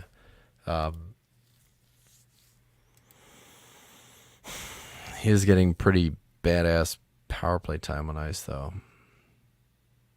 I just don't see a lot here that's like really worth being interested in. Like, the shots are badass, but I just don't see a really breaking out of this like 4 to 6% range for Olin Zellweger for shooting percentage. IPP, maybe that'll come up. A small sample size last year, so I don't think 50% is his norm. Yeah, I think I would stick with Falk, especially if you're in a Cats league. Get back to the Discord here now. Darlene, he was a deep dive for us. Konechny, I know he's unsustainable. And what do you have? A 4.9 tonight too. I don't buy into that a lot. D-Strom, Laferriere, we both dove into them. And the last one you got here is Josh Morrissey. I'd love to see this one, because I do like me some Josh Morrissey. Wow, look at that. Look at that. My man, just filling it up. 103-point pace. Going to go out on a limb and say I'll bet the under. But what's cool, time and ice is steady, if not better than it was last year. Power play points, 41 power play point pace. That's where our points are going to come from. That is what is going to bring us down to the norm. 70 points last year, 70-point pace last year. He missed a game, so shots on goal have gone down. Shooting percentage is up. Secondary assists are right where they should be. He's getting in on more, but the Jets are a wagon, and he's driving a lot of that. So I can kind of give this one a pass a little bit. Josh Morrissey, I'll bet the under on 103, but I wouldn't be surprised if he flirts with, beats 70 points of what he was able to put up last year. So there's nothing really sticking out to me outside of like on-ice shooting percentage and IPP that both in tandem as the Jets come back down to earth from being almost 5 goals a game. You're going to see that start to wash out a little bit, and he'll probably come back down to the 75-ish point defenseman. But he's also done enough for himself, 15 points in 12, where for him to get 75 points, that's, 50, 60 points the rest of the year, and he's got 70 games to do it. So he can go under point per game the rest of the year and still kind of hit that mark. And I buy it. 75 points, I'll be into it. Luke Hughes over from our boy Bink. Let's check it out. What has he done so far this year? Not shoot. Not score. His only assist on the year is a secondary assist, and that's also been the only goal scored while he's been on the ice. All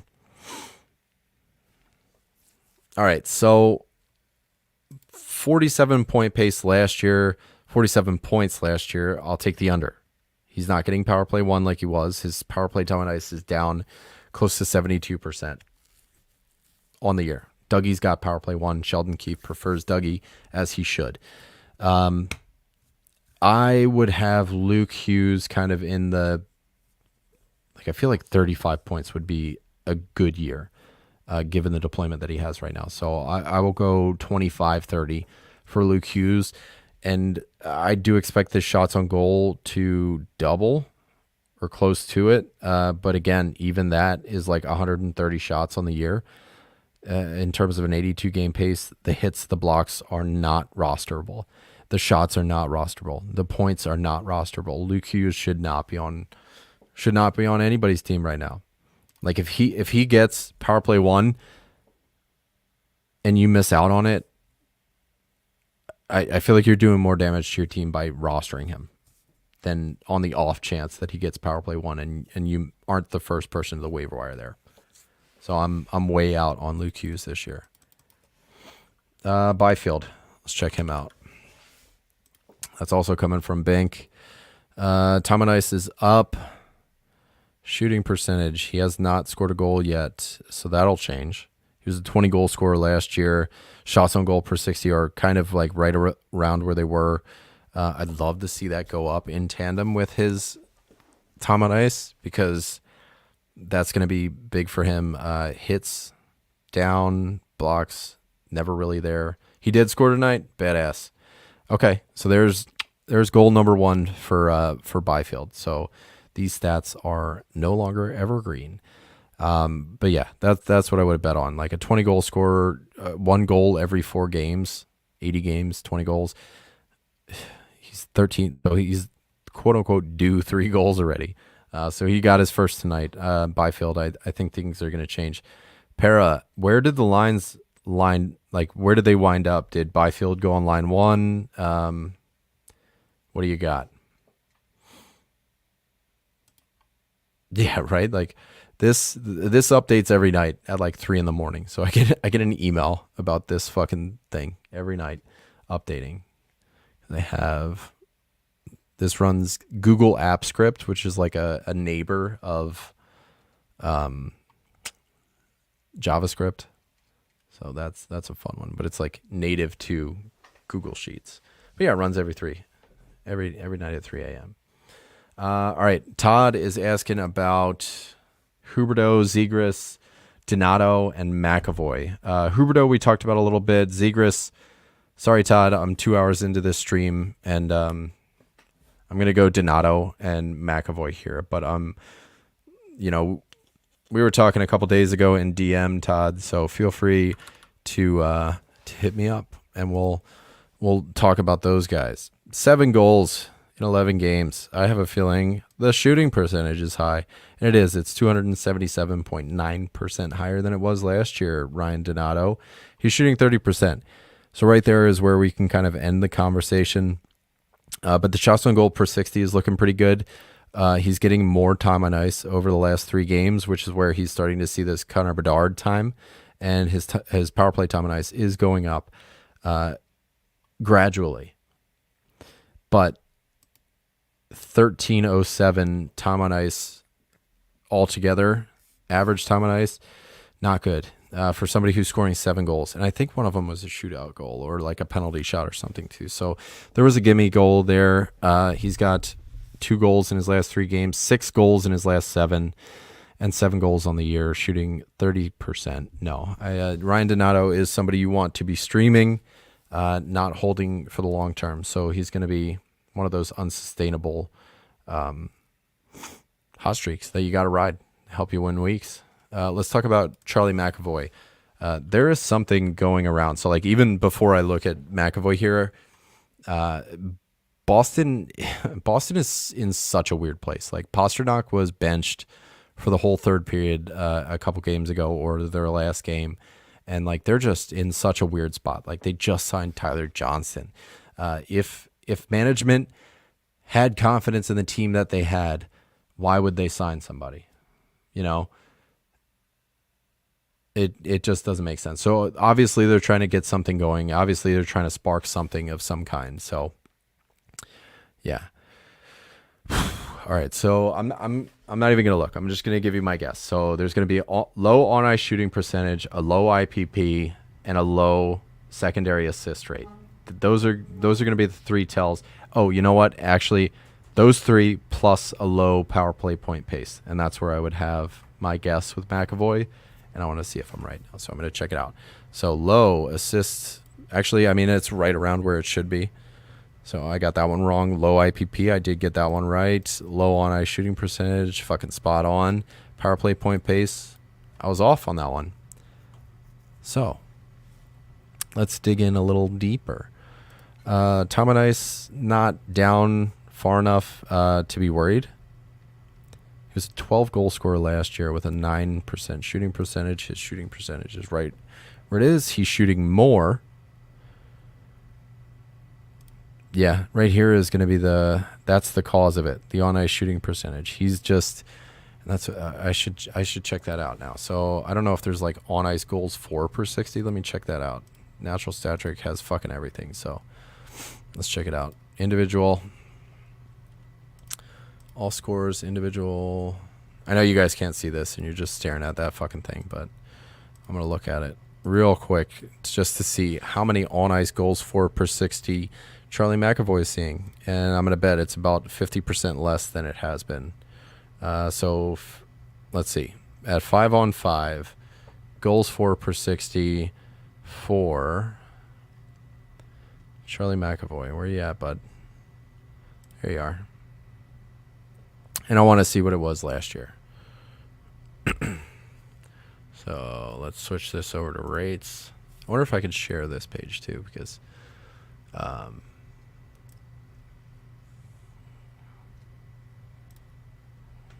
me see. I'm gonna share it. I'm gonna try to share this one with you guys, and then I'll check it out. Did I switch to rates? There we go. So on ice goals for per 60. Bango. Yep, it's less than half. So he's used to seeing a lot more goals happen, and that is what this is what on ice shooting percentage tells you, is how many goals are scored while they're on the ice. And then if you pair IPP into that, that's where you can start to find like, holy shit, like a ton of his fucking points are gone. So his IPP is down 24%, and his on ice shooting percentage is down 31% as well. So that's a lot of points to straight up disappear. And that's a Boston thing. I mean, they're fucking benching Pasternak, for Christ's sake. So, you know, they mean it. Whatever they're trying to get across, like, they mean it. Yeah, so that's going to be the number one issue, is Boston needs to figure their shit out. Pavel Zacha is an absolute anchor when it comes to shot share and shot production this year. I think he's like 35% Corsi 4 percentage individually, and like anybody he plays with. If you look at his WoWE pages, the with or without you, he drags everybody down, and he's still getting top line time. So they need to figure out that Zacha sucks. What? Oh, take a melatonin. There's one in my thing. Yeah.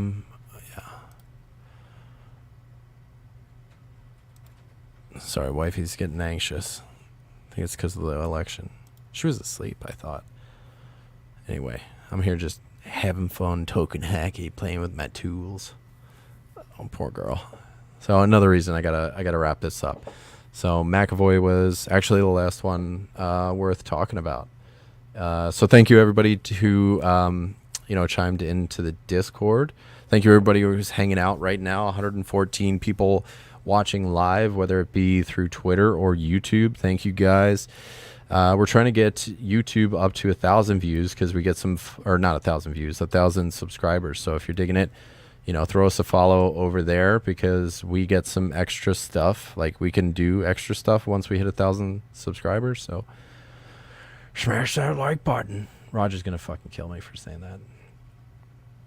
Let me cue up the outro music, and we'll get her going. So that's Tuesday Trends. A bit of a long one today. Thanks for hanging out for it, making it easy.